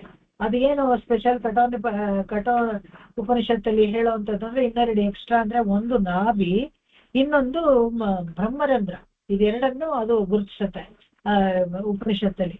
ಕಠೋಪನಿಷತ್ತಲ್ಲಿ 11 ರಂಧ್ರ ಅಂತ ಹೇಳುತ್ತೆ. ಈ ಶರೀರಕ್ಕೆ ಈ ಅವಯವಗಳು, ರಂಧ್ರಗಳು ಎಲ್ಲ ಇರೋದು. ಆದ್ರೆ ಆತ್ಮಕ್ಕೆ ಯಾವ ಅವಯವಗಳು, ರಂಧ್ರಗಳು ಏನೂ ಇಲ್ಲ. ಶರೀರ ಸ್ಥೂಲ, ಆತ್ಮ ಸೂಕ್ಷ್ಮ, ಇದೆರಡು ಎಲ್ಲ ವ್ಯತ್ಯಾಸವನ್ನ ತೋರಿಸ್ಕೊಡುವಂಥದ್ದು. ಸರ್ವಕರ್ಮಾಣಿ ಮನಸ್ಸ ಸನ್ಯಾಸ್ಯಾಸ್ತೆ ಸುಖವಶ. ಯಾರು ಈ ಶರೀರಕ್ಕೆ ಅಂಟುಕೊಳ್ಳದೆ ಒಳಗಿರೋ ಆತ್ಮವನ್ನ ಗುರುತಿಸ್ಕೊಳ್ತಾರೋ ಅವರು ಸುಖವಾಗಿರ್ತಾರೆ. ಯಾಕಂದ್ರೆ ಈ ದೇಹ ಉಂಟಾಗಿರೋದು 9 ದ್ವಾರಗಳಿಂದ. ಈ ಶರೀರ ದೊಡ್ಡದು ಚಿಕ್ಕದು ಎಂದಾದ್ರೂ ಇರ್ಬೋದು, ಆದ್ರೆ ಆತ್ಮ ಮಾತ್ರ ಎಲ್ಲ ಒಂದೇನೆ, ವ್ಯತ್ಯಾಸನೇ ಇಲ್ಲ. ಬಾಹ್ಯ ವ್ಯತ್ಯಾಸಗಳು, ರೂಪ, ಗುಣ, ಕರ್ಮ, ಪೂರ್ವಜನ್ಮದ ವಾಸನೆ, ಇವೆಲ್ಲ ಬಾಹ್ಯ ರೂಪದಲ್ಲಿ ಶರೀರಕ್ಕೆ ಅಂಟ್ಕೊಂಡಿದ್ದೆ ಹೊರತು ಆತ್ಮಕ್ಕೆ ಅಂಟ್ಕೊಂಡಿದ್ದ ಅಲ್ಲ ಅದು. ಅದಕ್ಕೆ ಶುದ್ಧ ಕರ್ಮಯೋಗಿಗಳಿಗೆ ಈ ದೋಷ ಅಂಟೋದಿಲ್ಲ. ಯಾರು ಶುದ್ಧ ಕರ್ಮಯೋಗಿಗಳು ಅಂದ್ರೆ ಯಾರು ಅಂದ್ರೆ ಮಾಡೋ ಕೆಲಸ ಮಾಡ್ತಾ ಇರ್ತಾರೆ, ಆದ್ರೆ ಕರ್ಮಫಲವನ್ನ ತ್ಯಾಗ ಮಾಡ್ತಾರೆ. ಅವರು ಅದಕ್ಕೆ ತ್ಯಾಗ ಮಾಡ್ತಾರೆ. ಅವ್ರಿಗೆ ಇದನ್ನ ಮನುಷ್ಯ ಭೋಗದಲ್ಲಿ ಅದರಿಂದ ಒಂದು ಸುಖ ಉಂಟಾಗುತ್ತಲ್ಲ, ಅದನ್ನ ಆ ಫಲವನ್ನ ತ್ಯಾಗ ಮಾಡ್ತಾರೆ. ಹೇಗೆ ಅಂದ್ರೆ ಅವ್ರಿಗೆ ಕೆಲವು ಈ ದೋಷಗಳು ಬರೋದಿಲ್ಲ. ಕರ್ಮಯೋಗವನ್ನ ಮಾಡಬೇಕು, ಆನಂದವನ್ನ ಸಂಪಾದಿಸಬೇಕು, ಭೋಗವನ್ನ ಸಂಪಾದಿಸ್ಬೇಕು ಅಂದ್ರೆ ಆ ಭೋಗಗಳಲ್ಲಿ ಈ ದೋಷ ಇರೋದು. ಏನಪ್ಪಾ ಅಂದ್ರೆ ಆರ್ಜವ ದೋಷ ಇಲ್ಲ. ಕರ್ಮಯೋಗವನ್ನ ಮಾಡ್ಬೇಕಾದ್ರೆ ಭಗವಂತನಿಗೆ ಅದನ್ನ ಡೆಡಿಕೇಟ್ ಮಾಡಿ ಭಗವಂತನಿಗೆ ಅದನ್ನ ನಾವು ಸಮರ್ಪಿಸ್ಬಿಟ್ಟು ಫಲವನ್ನ ಮುಗಿಸ್ಬಿಟ್ರೆ ಆರ್ಜಿಸುತ್ತೀವಲ್ಲ, ಹೇಗೆ ಅದನ್ನ ಸಂಪಾದಿಸುತ್ತೀವಿ ಆ ದೋಷ ಹೋಗುತ್ತೆ ಅಂತ. ಅದಕ್ಕೆ ಒಂದು ತುಂಬಾ ಇಂಪಾರ್ಟೆಂಟ್ ಇದು ಕೊಡ್ತಾರೆ. ನಾವು ಎಲ್ಲೋ ಒಂದ್ ಕಡೆ ಕೆಲಸ ಮಾಡಿರ್ತೀವಿ, ಆ ಮನುಷ್ಯ ಒಳ್ಳೆಯವನು ಕೆಟ್ಟವನು ಅಂತ ಎಲ್ಲ ಗೊತ್ತಿರಲ್ಲ. ಅದಕ್ಕೆ ಆರ್ಜಿಸಿಟ್ಟು ದುಡ್ಡಿಗೆ ಒಂದು ದೋಷನೂ ಬರುತ್ತೆ, ನಮ್ಗೆ ಗೊತ್ತಿರಲ್ವಲ್ಲ. ಅದಕ್ಕೇನ್ ಮಾಡ್ಬೇಕು ಅಂದ್ರೆ ಪರಿಷ್ಕಾರ ಮಾಡ್ಬೇಕು. ಅದಕ್ಕೇನೆ ವೈಶ್ವದೇವ ಅದೆಲ್ಲ ಮಾಡ್ತಾ ಇದ್ರೆ ಪರಿಷ್ಕಾರ ಆಗುತ್ತೆ. ಯಾಕಂದ್ರೆ ರೈತ ಬೆಳೆದ ಅನ್ನದಲ್ಲೇ ಒಂದು ದೋಷ ಇರ್ಬೋದು. ಅವನು ಯಾವ್ದೋ ಒಂದು ಕೆಟ್ಟ ಮಾರ್ಗವಾಗಿ ಅಥವಾ ಯಾವನೋ ಒಂದ್ ಮೂಟೆ ಅಕ್ಕಿ ಯಾತ್ರನೋ ಕಳ್ತನ ಮಾಡ್ಕೊಂಡು ತಗೊಂಡ್ಬಂದು ಅಂಗಡಿನಲ್ಲಿ ಮಾರ್ಬಿಟ್ಟಿರ್ಬೋದು, ನಾವು ಅದನ್ನ ತಗೊಂಡ್ಬಿಟ್ಟಿರ್ಬೋದು. ಆದ್ರೆ ಆ ದೋಷ ನಮಗೂ ಬರುತ್ತೆ, ಆರ್ಜಿಸಿದ ದೋಷ ನಮಗೂ ಬರುತ್ತಲ್ಲ. ಆ ದೋಷಗಳೆಲ್ಲ ಹೋಗ್ಬೇಕಾದ್ರೆ ಕೆಲವು ಕಾಳುಗಳೆಲ್ಲ ಕೆಳಗಡೆ ಬಿದ್ದಿರುತ್ತೆ, ಅದನ್ನೆಲ್ಲ ಆರಿಸ್ಕೊಂಡು ಬಂದಿರ್ತೀವಿ. ಈ ದೋಷಗಳೆಲ್ಲ ಹೋಗ್ಬೇಕಾದ್ರೆ ನಿತ್ಯ ಉಪಾಸನ ಮಾಡಿ, ನಿತ್ಯ ಕರ್ಮದಲ್ಲಿ ಅನಿತ್ಯ ಕರ್ಮದಲ್ಲೇ ಅದನ್ನೆಲ್ಲ ಹೇಳಿದ್ದಾರೆ. ತ್ರೈವರ್ಣಿಕರಿಗೆಲ್ಲ ಉಂಟೋದು. ನಿತ್ಯ ಉಪಾಸನ ಮಾಡಿ ಮತ್ತೆ ಈ ಸ್ಥಾಲಿ ಪಾಕಗಳ ಮಾಡಿ ನಿತ್ಯ ವೈಶ್ವದೇವ ಮಾಡ್ತಾ ಇದ್ರೆ ಆ ತಿನ್ನೋ ಅನ್ನದಲ್ಲಿ ಯಾವ್ದಾದ್ರೂ ಒಂದು ಹುಳ ಇರುತ್ತೆ, ಅದನ್ನ ಬೇಯಿಸ್ತಾ ಇರ್ತೀವಿ, ಗೊತ್ತಿರಲ್ಲ, ಸತ್ತೋಗುತ್ತೆ. ಅದು ಇರೋದು ಗೊತ್ತಿಲ್ಲದೆ ಹಂಗೆ ತಿಂದು ಬಿಟ್ಟಿರ್ತೀವಿ ಅಂತ ಇಟ್ಕೊಳ್ಳಿ, ವೆಜಿಟೇರಿಯನ್ ಆದ್ರೂ. ಆ ದೋಷ ಹೇಗೋಗುತ್ತೆ? ಆ ದೋಷ ಹೋಗ್ಬೇಕಾದ್ರೆ ಇದನ್ನೆಲ್ಲ ಮಾಡ್ಬೇಕು. ಆಮೇಲೆ ರಕ್ಷಣಾ ದೋಷ ಅಂತ ಇರುತ್ತಲ್ಲ, ಅದನ್ನ ಕಾಪಾಡ್ಕೊಳ್ಬೇಕು ಅನ್ನೋ ಒಂದು ರಕ್ಷಣಾ ದೋಷ ನಮಗೆ ಇರೋದಿಲ್ಲ. ಯಾಕಂದ್ರೆ ಅದು ನ್ಯಾಯವಾಗಿ ನೀವು ಸಂಪಾದಿಸಿದ್ರೆ ಭಗವಂತನೇ ಅದಕ್ಕೆ ರಕ್ಷಕನಾಗಿ ಇರ್ತಾನೆ, ಅದಕ್ಕೆ ಆ ದೋಷ ಅಂಟೋದಿಲ್ಲ. ಮತ್ತೆ ಕ್ಷಯ ದೋಷ, ಮುಗಿದೋಗುತ್ತಲ್ಲ, ಆಗೋಗುತ್ತಲ್ಲ, ಇದು ಶಾಶ್ವತ ಅಲ್ಲ ಅನ್ನೋ ದುಃಖ ಇರುತ್ತಲ್ಲ, ಅದು ನಮ್ಗೆ ಬರೋದಿಲ್ಲ. ಈ ಒಂದು ಪದಾರ್ಥ ಇರುತ್ತೆ, ಅದು ಖರ್ಚಾಗತ್ತೆ ಹೋಗುತ್ತೆ ಅಷ್ಟೇ. ಅದರ ಸ್ವರೂಪ ಸ್ವಭಾವ ತಿಳಿದ್ಬಿಟ್ಮೇಲೆ ಆ ದುಃಖ ಅಂತ ಬರೋದಿಲ್ಲ. ಆ ಕ್ಷಯ ದೋಷ ಇರುತ್ತಲ್ಲ ಅದು ಬರೋದಿಲ್ಲ. ಭೋಗ ದೋಷ ಈ ಹೀನ ಯೋನಿಯಲ್ಲಿ ಹುಟ್ಟೋದಿಲ್ಲ. ಈ ಭೋಗ ದೋಷ ಅಂತ ಹೇಳಿದ್ರೆ ಯಾವುದೋ ಕೆಟ್ಟ ಕರ್ಮ ಮಾಡಿ ಸಂಪಾದಿಸಿರುವಂತ ಒಂದು ಇದನ್ನ ತಿಂದ್ಬಿಟ್ಟು ಆ ಫಲದಿಂದ ಏನಾಗತ್ತೆ, ಕೆಟ್ಟ ಹೀನ ಯೋನಿಯಲ್ಲಿ ಕ್ಷಿಪಾಮಿ ಅಜಸ್ರಂ ಅಶುಭಾನ್ ಆಸುರಿ ಶ್ವೇವ ಯೋನಿಷು ಅಂತ ಭಗವಂತ ಹೇಳಿದ್ನಲ್ಲ. ಕೆಟ್ಟ ಕರ್ಮವನ್ನ ಮಾಡಿ ಸಂಪಾದಿಸಿದ ಫಲವನ್ನ ತಿಂದಾಗ ನಾವು ಕೆಟ್ಟ ಯೋನಿಗಳಲ್ಲಿ ಹೋಗ್ತೀವಿ. ಭೋಗ ದೋಷ ಇರೋದಿಲ್ಲ. ಹಿಂಸ ದೋಷ, ಸ್ವಂತ ದುಡಿಮೆಯಲ್ಲಿ ಇತರರಿಗೆ ಹಿಂಸೆ ಇರೋದಿಲ್ಲ. ನಾವಾಗಿ ಸ್ವಂತವಾಗಿ ದುಡಿದಿರ್ಬೇಕಾದ್ರೆ ಇತರನ್ನ ಅದರಲ್ಲಿ ಹಿಂಸೆಗೊಳಗಾಗಿ ಅವರನ್ನ ಹಿಂಸಿಸಿ ಇದ್ ಮಾಡಿ ಚಾವಟಿಯಲ್ಲಿ ಹೊಡೆದು ಮಾಡಿ ಎಲ್ಲ ಈ ಸ್ಲೇವರಿ ಅಂತೆಲ್ಲ ಮುಂಚೆ ಇತ್ತಲ್ಲ, ಅವೆಲ್ಲ ಅವಾಗ ಎಷ್ಟು ನೋಡಿ ಅದರಲ್ಲಿ ಹಿಂಸೆ ದೋಷ ಬರುತ್ತೆ. ಅದ್ರ ಬದಲು ನಾವೇ ಸ್ವಂತವಾಗಿ ಮಾಡಿದಾಗ ಆ ದೋಷಗಳೆಲ್ಲ ಯಾವ್ದು ಇರೋದಿಲ್ಲ. ಯಾವಾಗ ಈ ದೋಷಗಳೆಲ್ಲ ಇರೋದಿಲ್ವೋ ಕರ್ಮಕ್ಕೆ, ಆ ಫಲಗಳಿಗೂ ಎಲ್ಲ ದೋಷ ಮುಕ್ತವಾಗಿರುತ್ತೆ. ಆ ಫಲಗಳನ್ನ ಅನುಭವಿಸಿದರಿಗೂ ಎಲ್ಲಾನು ಜ್ಞಾನ ವಿಕಸಿತ ಆಗುತ್ತೆ. ಜ್ಞಾನ ವಿಕಸಿತ ಆದಾಗ ಮೋಕ್ಷದಲ್ಲಿ ಆಸಕ್ತಿ ಬರುತ್ತೆ. ಇದೆ 5ನೇ ಅಧ್ಯಾಯದ ಮುಖ್ಯ ಅಂಶಗಳು. ಇಲ್ಲಿಗೆ ನಿಲ್ಲಿಸ್ಕೊಳ್ತೇನೆ. ಕವಿತಾರ್ಕಿಕ ಸಿಂಹಾಯ ಕಲ್ಯಾಣ ಗುಣಶಾಲಿನೇ ಶ್ರೀಮತೆ ವೆಂಕಟೇಶಾಯ वेदान्तगुरवे नमः। आकाशात् पतितन्तोऽयं यथा गच्छति सागरम् सर्वदेव नमस्कारः केशवं प्रति गच्छति केशवं प्रति गच्छति केशवं प्रति गच्छति। ॐ शान्ति शान्ति शान्तिः। कायेन वाचा मनसेन्द्रियैर्वा बुद्ध्यात्मना वा प्रकृते स्वभावात् करोमि यद्यत् सकलं परस्मै नारायणायेति समर्पयामि। ಎಲ್ಲರಿಗೂ ನಮಸ್ಕಾರ, ಧನ್ಯವಾದಗಳು. Thank you Sabita. ಭಗವದ್ಗೀತಾ ಮತ್ತೆ ಕೇಳ್ಬೇಕು ಅನಿಸ್ತಾ ಇದೆ ಮ್ಯಾಮ್. ಭಗವದ್ಗೀತೆ ಅಂತ ನೋಡಿ, ಭಗವದ್ ರಾಮಾನುಜರದು ಮತ್ತೆ ವೇದಾಂತ ದೇಶಕ್ಕೆ ತಾತ್ಪರ್ಯ ಚಂದ್ರಿಕೆ ಇವನ್ನೆಲ್ಲ ಹೇಳ್ತಾ ಇದ್ರೆ ವರ್ಷಗಟ್ಲೆ ಹೇಳ್ಬೇಕು ಭಗವದ್ಗೀತೆನ. ನಿಜವಾಗ್ಲೂ ಮ್ಯಾಮ್ ಮತ್ತೆ ಹೇಳಿ, ಮತ್ತೆ ಕೇಳ್ಬೇಕು ಅನಿಸ್ತದೆ. Thank you thank you ma'am. ನಮಸ್ಕಾರ ನಮಸ್ಕಾರ ಮೇಡಮ್. Thank you.